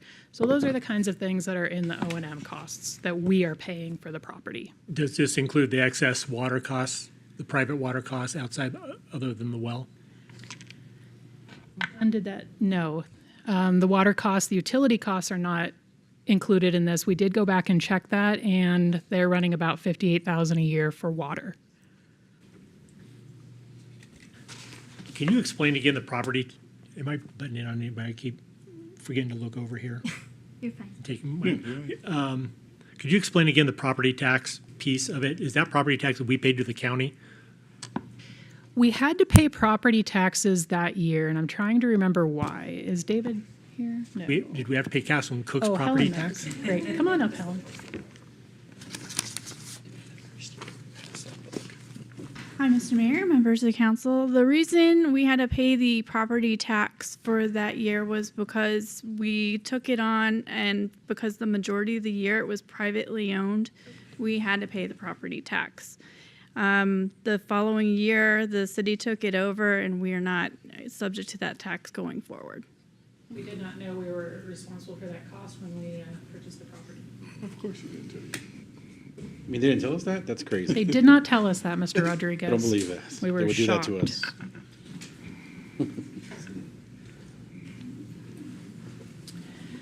Okay, this is 2 fiscal years of capital expenses. There are multiple expenses on here for the driving range. They're broken up into different items because of the way they ended up in the budget and our accounting.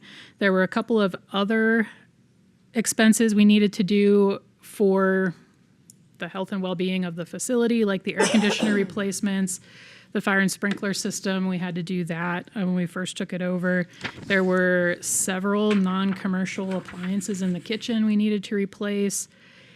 And then the pool needs assessment and the demolition of the pool and tennis courts were included in here. The clubhouse design study.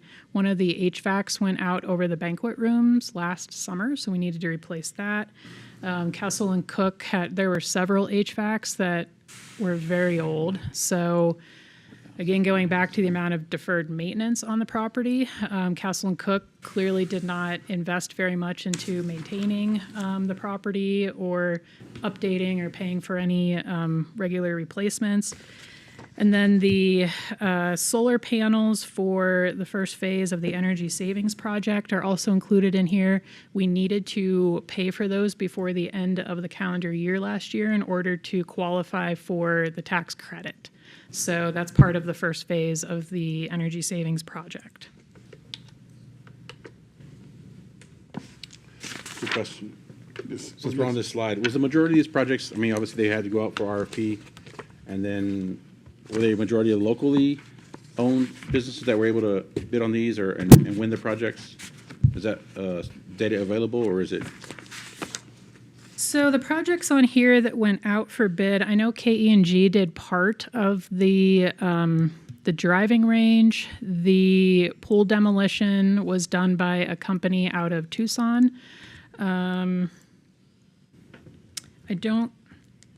The clubhouse design studies done by an architecture firm out of Tucson. The HVAC, I don't think we had to go out to bid for those, so those were done by local companies. Okay. And the kitchen appliances, and the fire, the sprinkler systems, were those done locally? They were local. Great, thank you, John. Thank you. John's behind it. Thanks. So on the capital improvement slide, the 66,391 for the iTarget improvements, is that rolled into the driving range upgrades, or is that a separate cost? It's a separate cost for the driving range. It's not included on this list. It didn't go under our capital budget because they paid for it, and they're keeping that revenue share to pay for it, so it doesn't go on our capital list. Okay.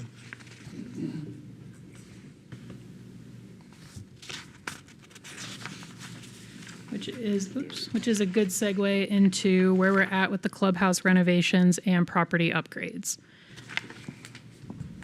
So, tying again into a strategic plan initiative, this one was specifically discussed. It was not what was in mind when the strategic plan was developed, but in our previous strategic plan, we had a priority on conducting a feasibility study for a regional convention center. Throughout the discussion on the golf course, the desire was expressed that this was and the information was shared that this was a possibility for an expansion of meeting space, an evaluation of a potential convention center, and whether we could expand the building to fulfill that need or expand it for additional meeting space and so forth. So again, Councilman Cook put, it appeared, as little money as possible into the facility. And so it is pretty out of date. The direction on the design study, based on that strategic plan initiative and the direction of council, was to look at increased conference and meeting space at the clubhouse. The project goals were design solutions that would enhance and modernize the existing clubhouse, identify cost-effective design solutions that would benefit both the city and the operator, and create a menu of options for what the upgrades would look like. And council did budget $1 million in the current fiscal year's budget to do that. We have not spent most of that to date. The direction to staff and the desires of the council, these options were what received consensus back in October of last year. So budget permitting, and I'll go over a possible phased option in a couple slides here, were to renovate the pool and expand it into what we've called the range house. The restrooms are not ADA compliant in the main building, so those would need to be renovated. And then updating building finishes to modernize the look and feel of the clubhouse also. And these were the design concepts for the range house and the renovations of the bathrooms. These are just concepts. They're not the final option. A potential phased plan, again, budget permitting. We have a lot of needs, and as Chuck mentioned, that will be discussed with council at an upcoming work session, as will the rest of these projects. It's very much in development. We're currently out for architectural services to design the range house and the remaining improvements. But if it was decided to move forward, we could split this up into what's currently done in this year and the future improvements over the next 2 fiscal years. So it's not an over $1 million hit to the budget in 1 fiscal year. So very much can be phased for future budget years.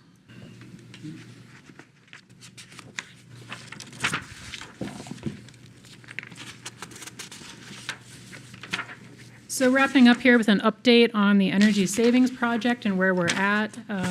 Back again to the deferred maintenance and our goals here. One of our primary goals on this is to decrease the water usage on a golf course. Looking at all the deferred maintenance, particularly the wells, the pumps, and then the building itself. And then, as we found from our previous solar project with the solar rebate grant we got of $1.3 million, taking advantage of that to add additional parking and reduce electrical costs. We have decades of deferred maintenance. The irrigation system is very old and poorly maintained. The well on the front nine is, we knew, was even written specifically into our contract, would need upgraded at some point. The booster pump station, old and inefficient, and the exterior lighting on the facility through the parking lot and the clubhouse is all different and mismatched, and most of it is not LED, so very inefficient. We knew that well 1 was not producing enough water through the hottest parts of the year, and so the course has to actually switch to a private water provider during the hottest months, and that costs us approximately $58,000 a year to provide that water. And then we saw that we have a lot of unnecessary turf areas, so we're watering a lot of grass out there that really doesn't need to be watered, and so that's where a major part of the reduction of water use out there will come from, is taking away turf that doesn't need to be grass and doesn't need to be watered. Of course, we're looking at saving several million gallons of water a year. We'll reduce maintenance and water costs, upgrade and optimize the irrigation system, eliminate that need for private water completely, address a number of the long deferred maintenance needs. Parking is always an issue, so the location where the old tennis courts were will become additional parking, solar covered, and generate additional electricity. We've identified we will get about $375,000 in a new solar rebate for putting in that solar, and Schneider Electric estimates right now we will generate over $6 million in life cycle savings, which I'll cover in a future slide, is less than what we'll pay. Yes, Mr. Kilmurray. So who realizes the 6 million in life cycle paradigm, or us?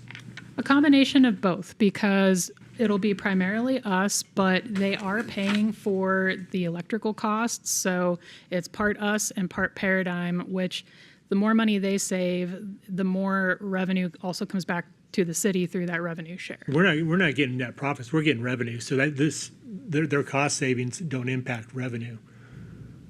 But their cost saving, well, that's true. We get our payback on. Yeah, true. So besides the water, Paradigm is getting most of this savings for our investment, right? Electrical costs, they pay all the electrical, correct? Well, I wouldn't say that they're completely getting the benefit. I mean, it'll improve the facility for the community as well. Okay, I get that, but as far as a cost savings, we're talking dollars, generates 6 million life cycle savings.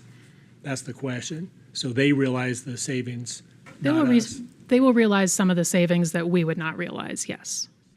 So the savings we get is the water, correct? Primarily, yes. So about and the 58K per maintenance, year? because we are paying for some of the like well maintenance and the booster pump maintenance and so on. So we'll also save that money. And this is amortized, I know you have another slide on, this is amortized over the, 20 years of the project, or? I think it's, Ms. Wilson had a comment. Thank you. Mr. Kilmurray, your point is very well made, and this might be premature to even discuss, but we have had discussions with Paradigm about how the cost savings would be equally shared, possibly take on the ownership for like the electrical costs where they pay us a fixed fee, so we are actually getting that over under that you're talking about, and realizing actual savings for our investments there, while they also enjoy lower overhead for the same types of improvements that we're making. That is not finalized yet. I know Ms. Lee is also looking into that as well, but we are currently in discussions with that, and I think it's a fair discussion to be had. So we're going to make a mod to the contract moving forward into the. We're in discussions about that. And Ms. Lee will finish that when that's finished. But yeah, but we are having those discussions because your point is well made for sure. Yeah, and they have been amenable to that Yeah. as well. I just had a question. When it says life cycle savings, right? Is there a time frame, just like we can lay it over the top of like our current contract, 10-year contract with a possible 5-year extension, so we can see that, okay, this is the lifetime, what's considered lifetime cycle or life cycle savings, right? So we can kind of, I guess, look at that better and say, all right, this is the savings altogether, whether it's split or they're getting a better deal. Is that something we look at when we get to that 10-year mark of the contract renewal? Like, hey, look, this is what you guys have been benefiting, this is what we've been getting, and as a point we could talk about that negotiation-wise. I just don't know what that life cycle timeline means. I believe it's the life cycle of the improvements that are actually being made to the property. It has to end up paying for itself, and that's a part of the smart person math that that Schneider Electric works on through that entire process. That's third-party verified. So that is something that makes that type of acquisition or procurement of an energy savings contract. That's what makes it legal. Is that you can prove over time that you're actually realizing that, and you get a zero sum over several years, but that you benefit right now. Right now, we're passing that savings along to the vendor. And I suppose we could also say that they are paying more because there have been no improvements to a property they're running that we own. Right. So, fair enough. Yes, sir. I think to Mr. Mayor, members of the council, there's an intangible here as well in that we do have an excellent operator here, and it is a 10-year contract, but if we don't make improvements that help their margins and help us provide good service to the community in terms of these facilities, we run the risk of having a difficult time finding another operator at the end of the contract.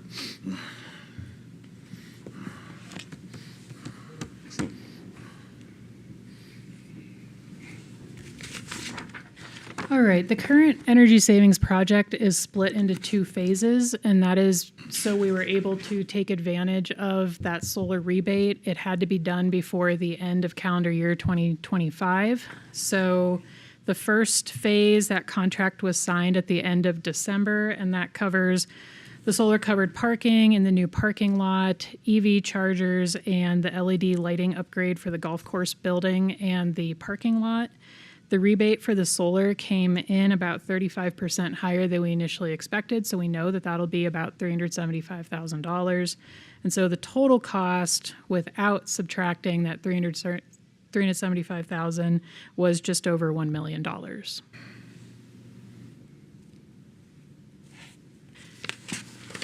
Phase 3B is currently in development, and so we expect to finalize that project within the next couple of months. And that phase of the project will replace well 1, which is on the front 9, and the booster pumps. It was unfortunately in far worse shape than we expected, and so the best long-term solution will be redrilling that well deeper and upgrading the booster station. We're also going to transition just over 15 acres of the green spaces I mentioned to xeriscape and hydro seeding. It'll be a mixture of both because unfortunately landscaping is very expensive. So we will balance the areas that need to be landscaped with those that we can just hydro seed, because we can always go back and improve the landscaping in future years. That will never mind. The smart irrigation control upgrade then will upgrade to the latest technology and will eliminate about 30% of the controllers for greater efficiency. So that is all three.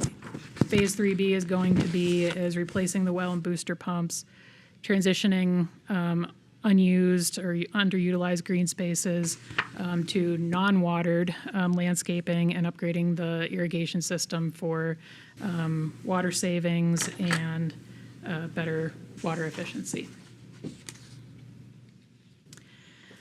Not a great picture, apologies, but this is the final design of the solar parking lot. So this is the space where the tennis courts were. The blue grid is where the covered parking and solar panels will be across the middle, and then to the north over part of the handicap parking.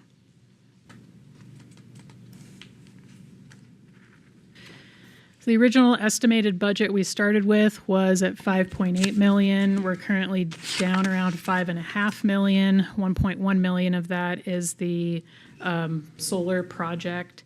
And we'll end up with an approximately $3.8 million net cost after the $1.6 million refers to both the $1.3 million rebate we got from the last solar project plus the additional $375,000 rebate from the current solar project from phase 2 and then phase 3. So, and that's not the final number yet. If we can get that down any further, we certainly will.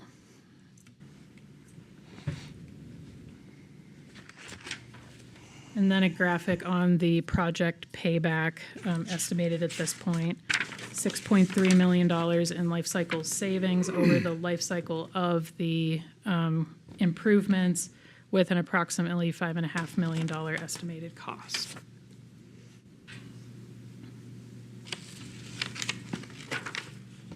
That is the end of my presentation. Thank you very much, and we are happy to answer any further final questions. Yes, Mr. Kilmer. Victoria, you said in October you had a consensus that this was the way forward. I recall getting a briefing that we received, and I specifically asked for a downscoped version of this that doesn't compete with, private businesses on that. Did we have a consensus on this is the way we're moving forward? Or was I alone in arguing that this is? I actually kind of backed you up and said that I thought that a la carte sounded good to me, where we would do like a gold, silver, bronze package type Those deal. were your words. And this is the exact same cost, so that it doesn't appear there's been any work to downscope or come up with a bronze, silver, gold that could fit various lower budget or costs, rather. Well, we're out for the architect right now, which would design the expansions that we thought were the consensus for the range house and then future improvements. So once that's designed, it's still up to council to approve those to go forward or not. But we had not given any direction to change what was presented in October. Remember you mentioning the tier, when you said tier, I was like, oh yeah, but there was, I don't remember a consensus to give them a direction to go elsewhere. Yeah, I don't think, I agree with you, there really wasn't. Yeah. I don't think there was a consensus that came out of that meeting per se. Yeah, there wasn't. But it sounds like at some point you're gonna give us a yes/no vote. We're either gonna trash all this and start over, or we're gonna do it. And those seem to be the two choices that I'm hearing right now. When we get this final brief and we go into the budget to allocate money for this in the coming years, that is gonna be yes or no versus yes, a little bit less, a little bit less, a little bit yes, you choose. And we don't have those options. I don't see those options available. Would it not be? I mean, would it not be phased anyway when it comes out? Like before, just like when we do a park, we have those phasing options, or here's what it costs: phase 1 and 2 and 3 and 4. If you were to do all 4 phases, here's what it costs. If the council wants to do just one phase, here's what it costs. Would it not look the same? I believe so, Mr. Rodriguez. I mean, this is what we're currently estimating for the phased plan. So doing the range house in possibly the next fiscal year, and then the remaining improvements in a future fiscal year. So that's what we were interpreting as a phased plan. So that would be a phased plan, but that's not options for a lower overall cost. That's a phased plan saying if we went with the gold and it's phased over 3 Over a years, period of say. time. But what I think we were talking about earlier was, what if we decided, okay, well, yeah, surely the bathrooms have to become ADA compliant and we need to do this and this, but maybe we don't want to go gold. Maybe somewhere in between bottom and top, maybe we want to meet the requirements of ADA and make it look a little bit better, but maybe we don't want to go extravagant, and maybe we don't want to go bottom of the barrel either, but maybe we don't want to spend all of this money. Maybe we want to go somewhere in the middle. Bring it to compliance for the stuff we actually need to do for it to be a viable business right And now. phase that. Versus expanding the clubhouse, for example, as an event center. Was where my pushback was. Yeah, it's not being expanded, building. That's in this plan.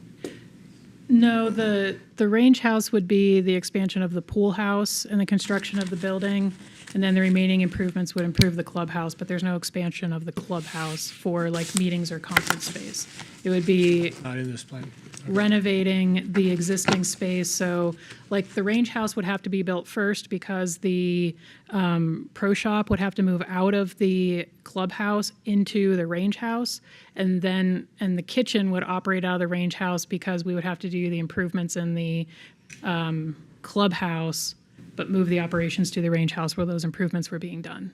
And then that adds increased dining and conference space then by moving the pro shop out. Right, okay, so that's what was in my memory. Not necessarily expansion of the clubhouse, but expansion of the overall facility, competing against private business. And that's my concern, is the government competing against private business. I'm sorry, Ken. I'm confused when you say, because Paradigm is a private business. They're still private business, even though they're partnering with us. They are, in fact, a private business. I don't know who they're competing with because FMWR isn't. Those are you're serving two different things there, even though they're both doing golf. So I'm not sure, are you talking about Paradigm exists because of us. Paradigm operates on our behalf, so they're basically a contractor for the city.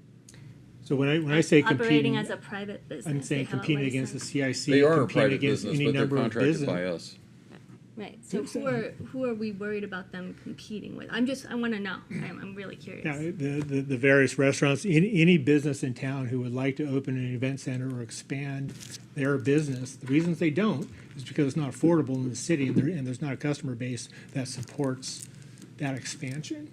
You know, for example, I don't want to say an individual or a specific business who would love to expand their patio, and that could be an event center that they would provide the community, or the CIC, which is owned by a nonprofit, has that huge building. We would be specifically competing directly against them as and one that example. is a nonprofit. And this is as well as Legacy Center's also a new nonprofit. facility. Yeah. Legacy Center is only for Nonprofits are 501c. business. La Casita, I mean, But before they're- the fire, they had a spot that could be used as an event center as well. I mean, there's plenty of places, if you look hard, that have space that could be used as event centers that would probably love to have the money to build it out and make it more, so. There's a lot. So the argument is that we shouldn't make any of these improvements because someone can find a different place to go that's not attached to the golf course. or Not on city property. necessarily, but maybe we don't need to go gold. And get this thing going. I applaud that.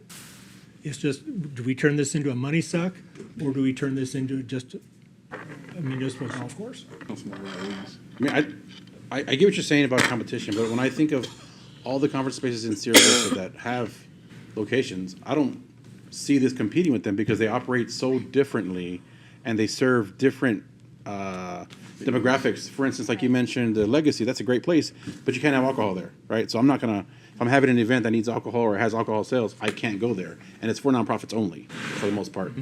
CIC is a huge facility, where if I need a big, I have a big wedding or a big quinceañera, something like that, that's an option if I have a big crowd, whereas the Transportation capacity, conference? yeah, the transportation conference, whereas the capacity of this is not that big. You can have a small wedding. If you have a small intimate wedding, this is a good venue, and I think it would be a good thing that, just me thinking of the backdrop alone would be a great selling point, and that's good for business, and that's great for them and us.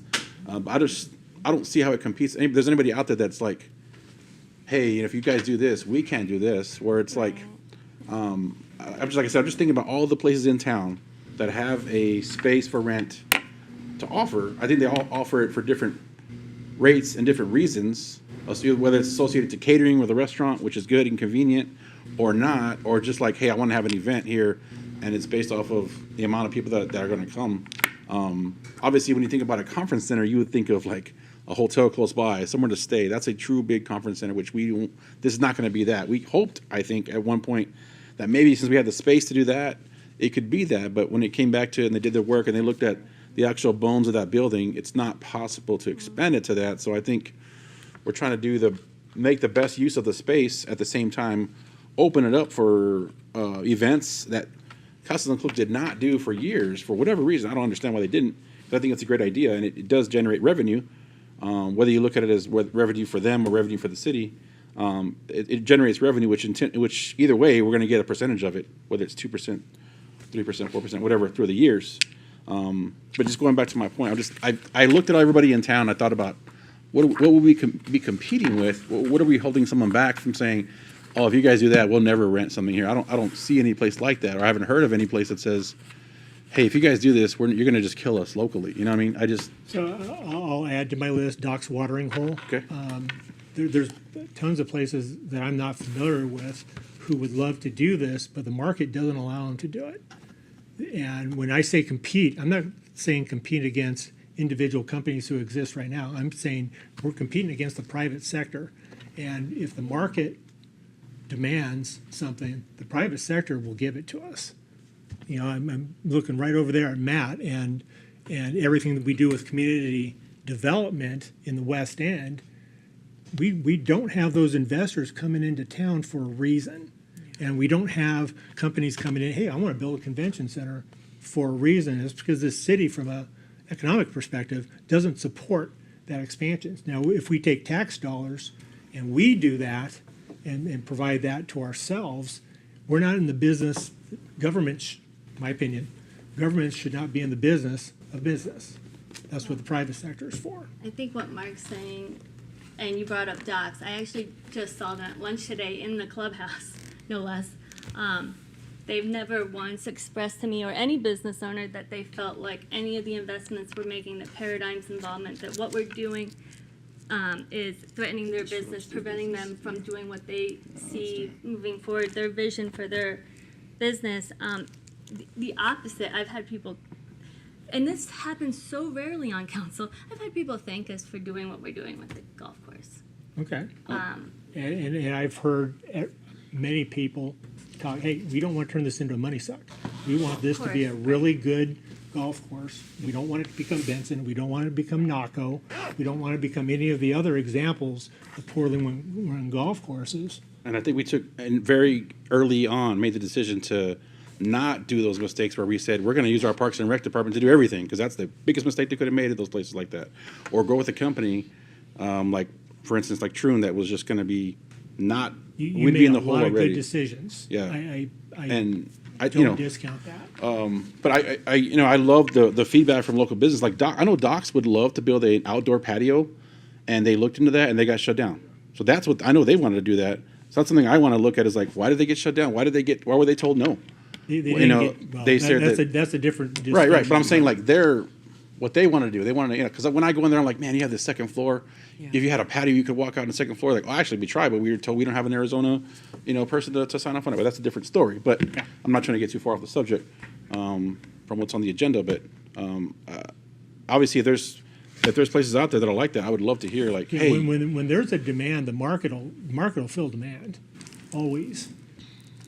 And it's just whether or not we want to use taxpayer money to run a business and to improve a business and bolster Paradigm in this case, and bolster their business at the expense of everybody else in the city. That's my concern. We can hide behind the name Paradigm, but Paradigm is us. Yeah, Paradigm is us. We hired them. They are working for us. Paradigm is us. But these are capital improvements to property we own. Understood that. It's not Understood. Okay. Understood. Not.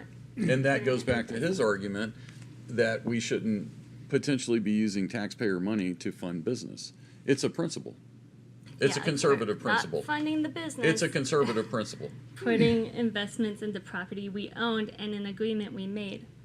and also tying it back to our strategic plan as well, to priorities 11 and 14, which we've been trying to do for a while.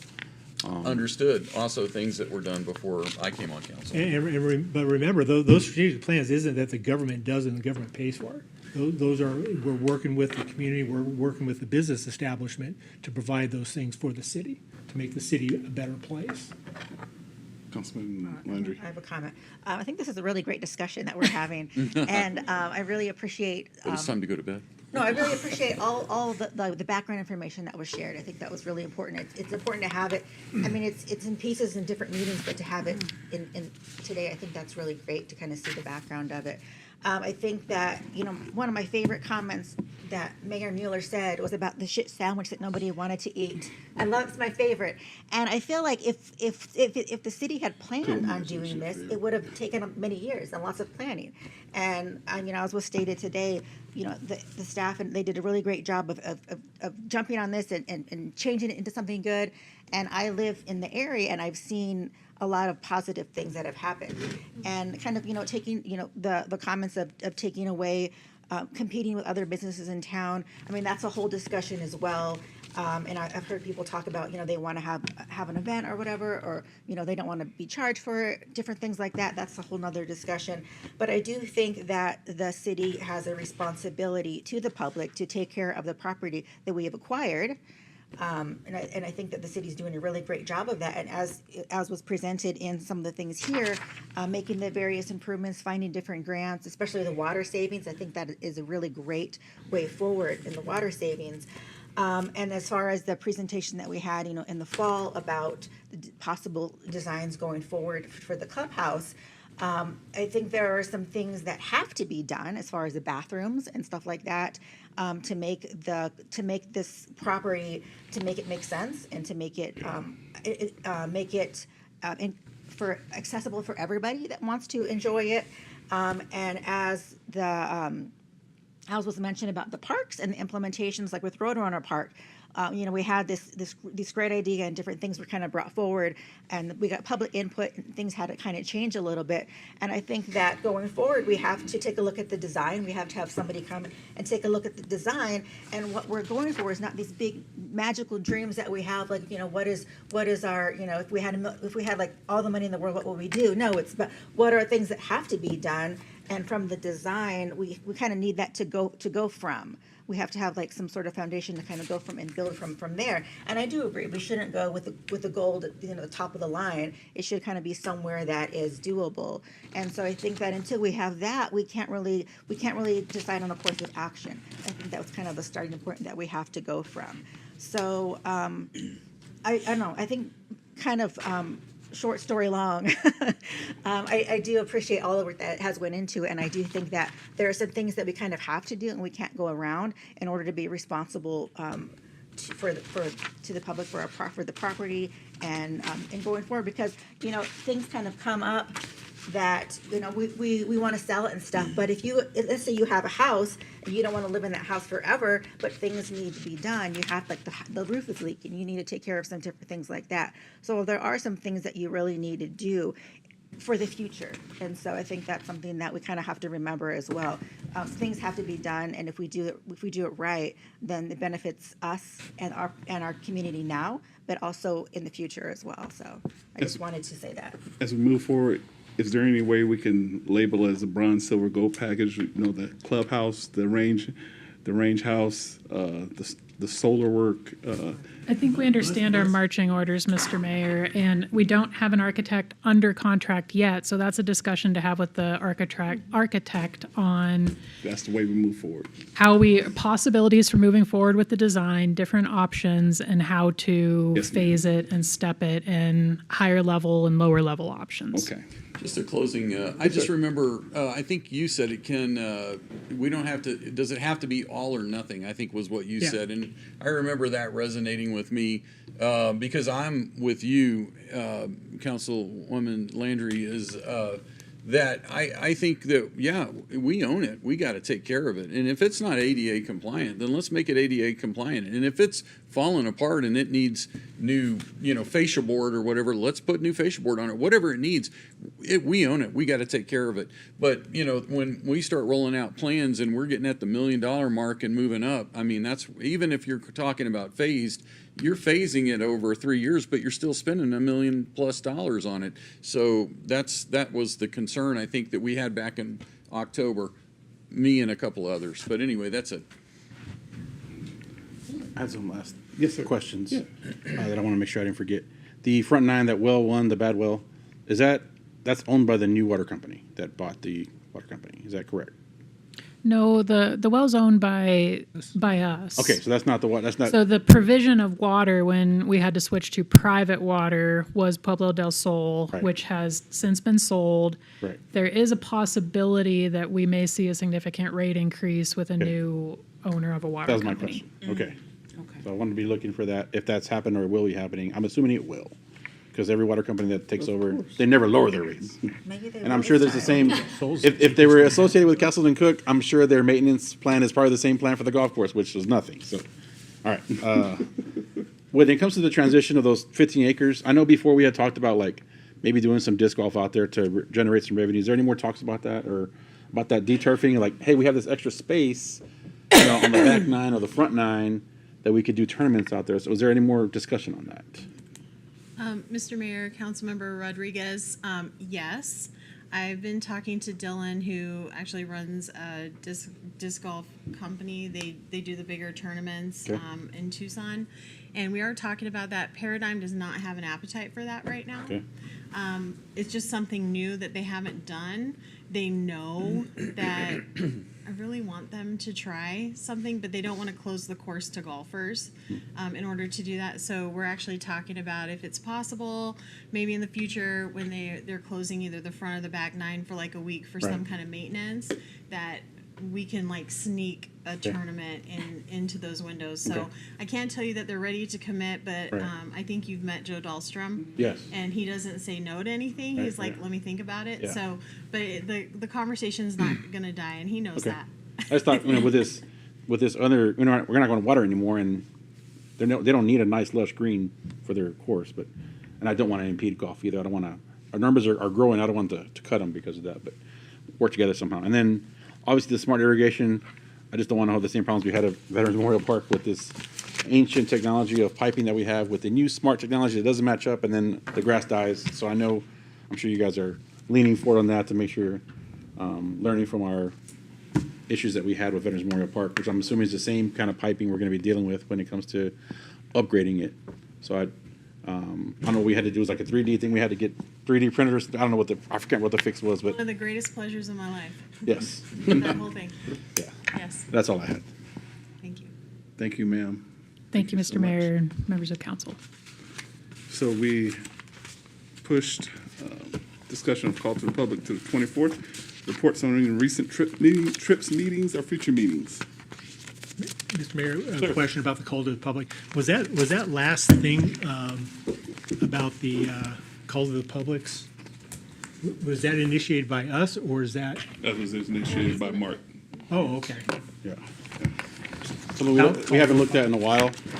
Okay. I mean, I've asked, like, when the last time it was updated, just because we've had some issues before, and obviously other councils unfortunately have some very big issues with it. Yeah. And it's just the nexus behind it, just to make sure everybody understands, like, what's accepted and what's not, what's legal and what's not. That way, I understand. He was just asking I if thought that's your somebody from name's the not on public it. Oh. had put that onto our agenda No, or sir. something. It said fellow council members, Oh, and then yeah. you forgot to sign it. Yeah, I initiated as when I talked to Nate, I was like, he could say, you can do this as a, like, informal thing, or you can put it on the work session, either way. And that's kind of how I submitted it, was like, whatever works for everybody.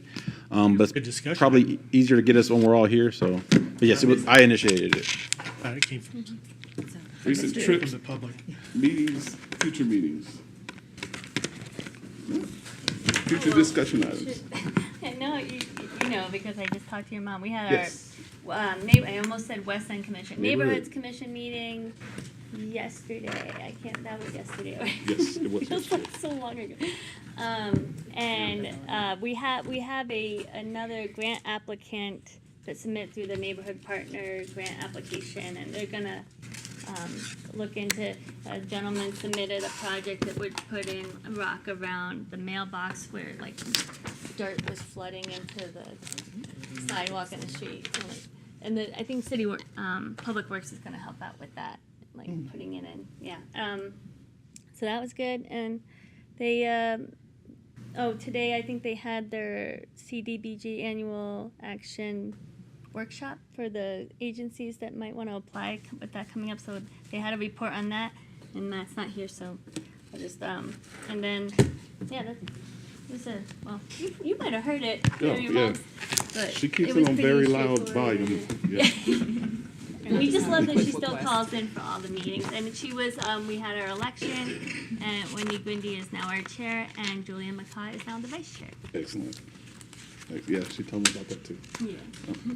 Yes, sir. Yes, yes, yes, Just ma'am. a quick request. Can we please get hooks up on there, our seats? The work order's in. Okay, awesome. Thank you. That's it. What you need a hook for? How you taking your bag too? Our bags, our purses. Okay, all right. Thank you, Mr. Ted. I don't know why I had to come up. No. Any other questions? Well, we'll see you on Thursday. Thank you for your time.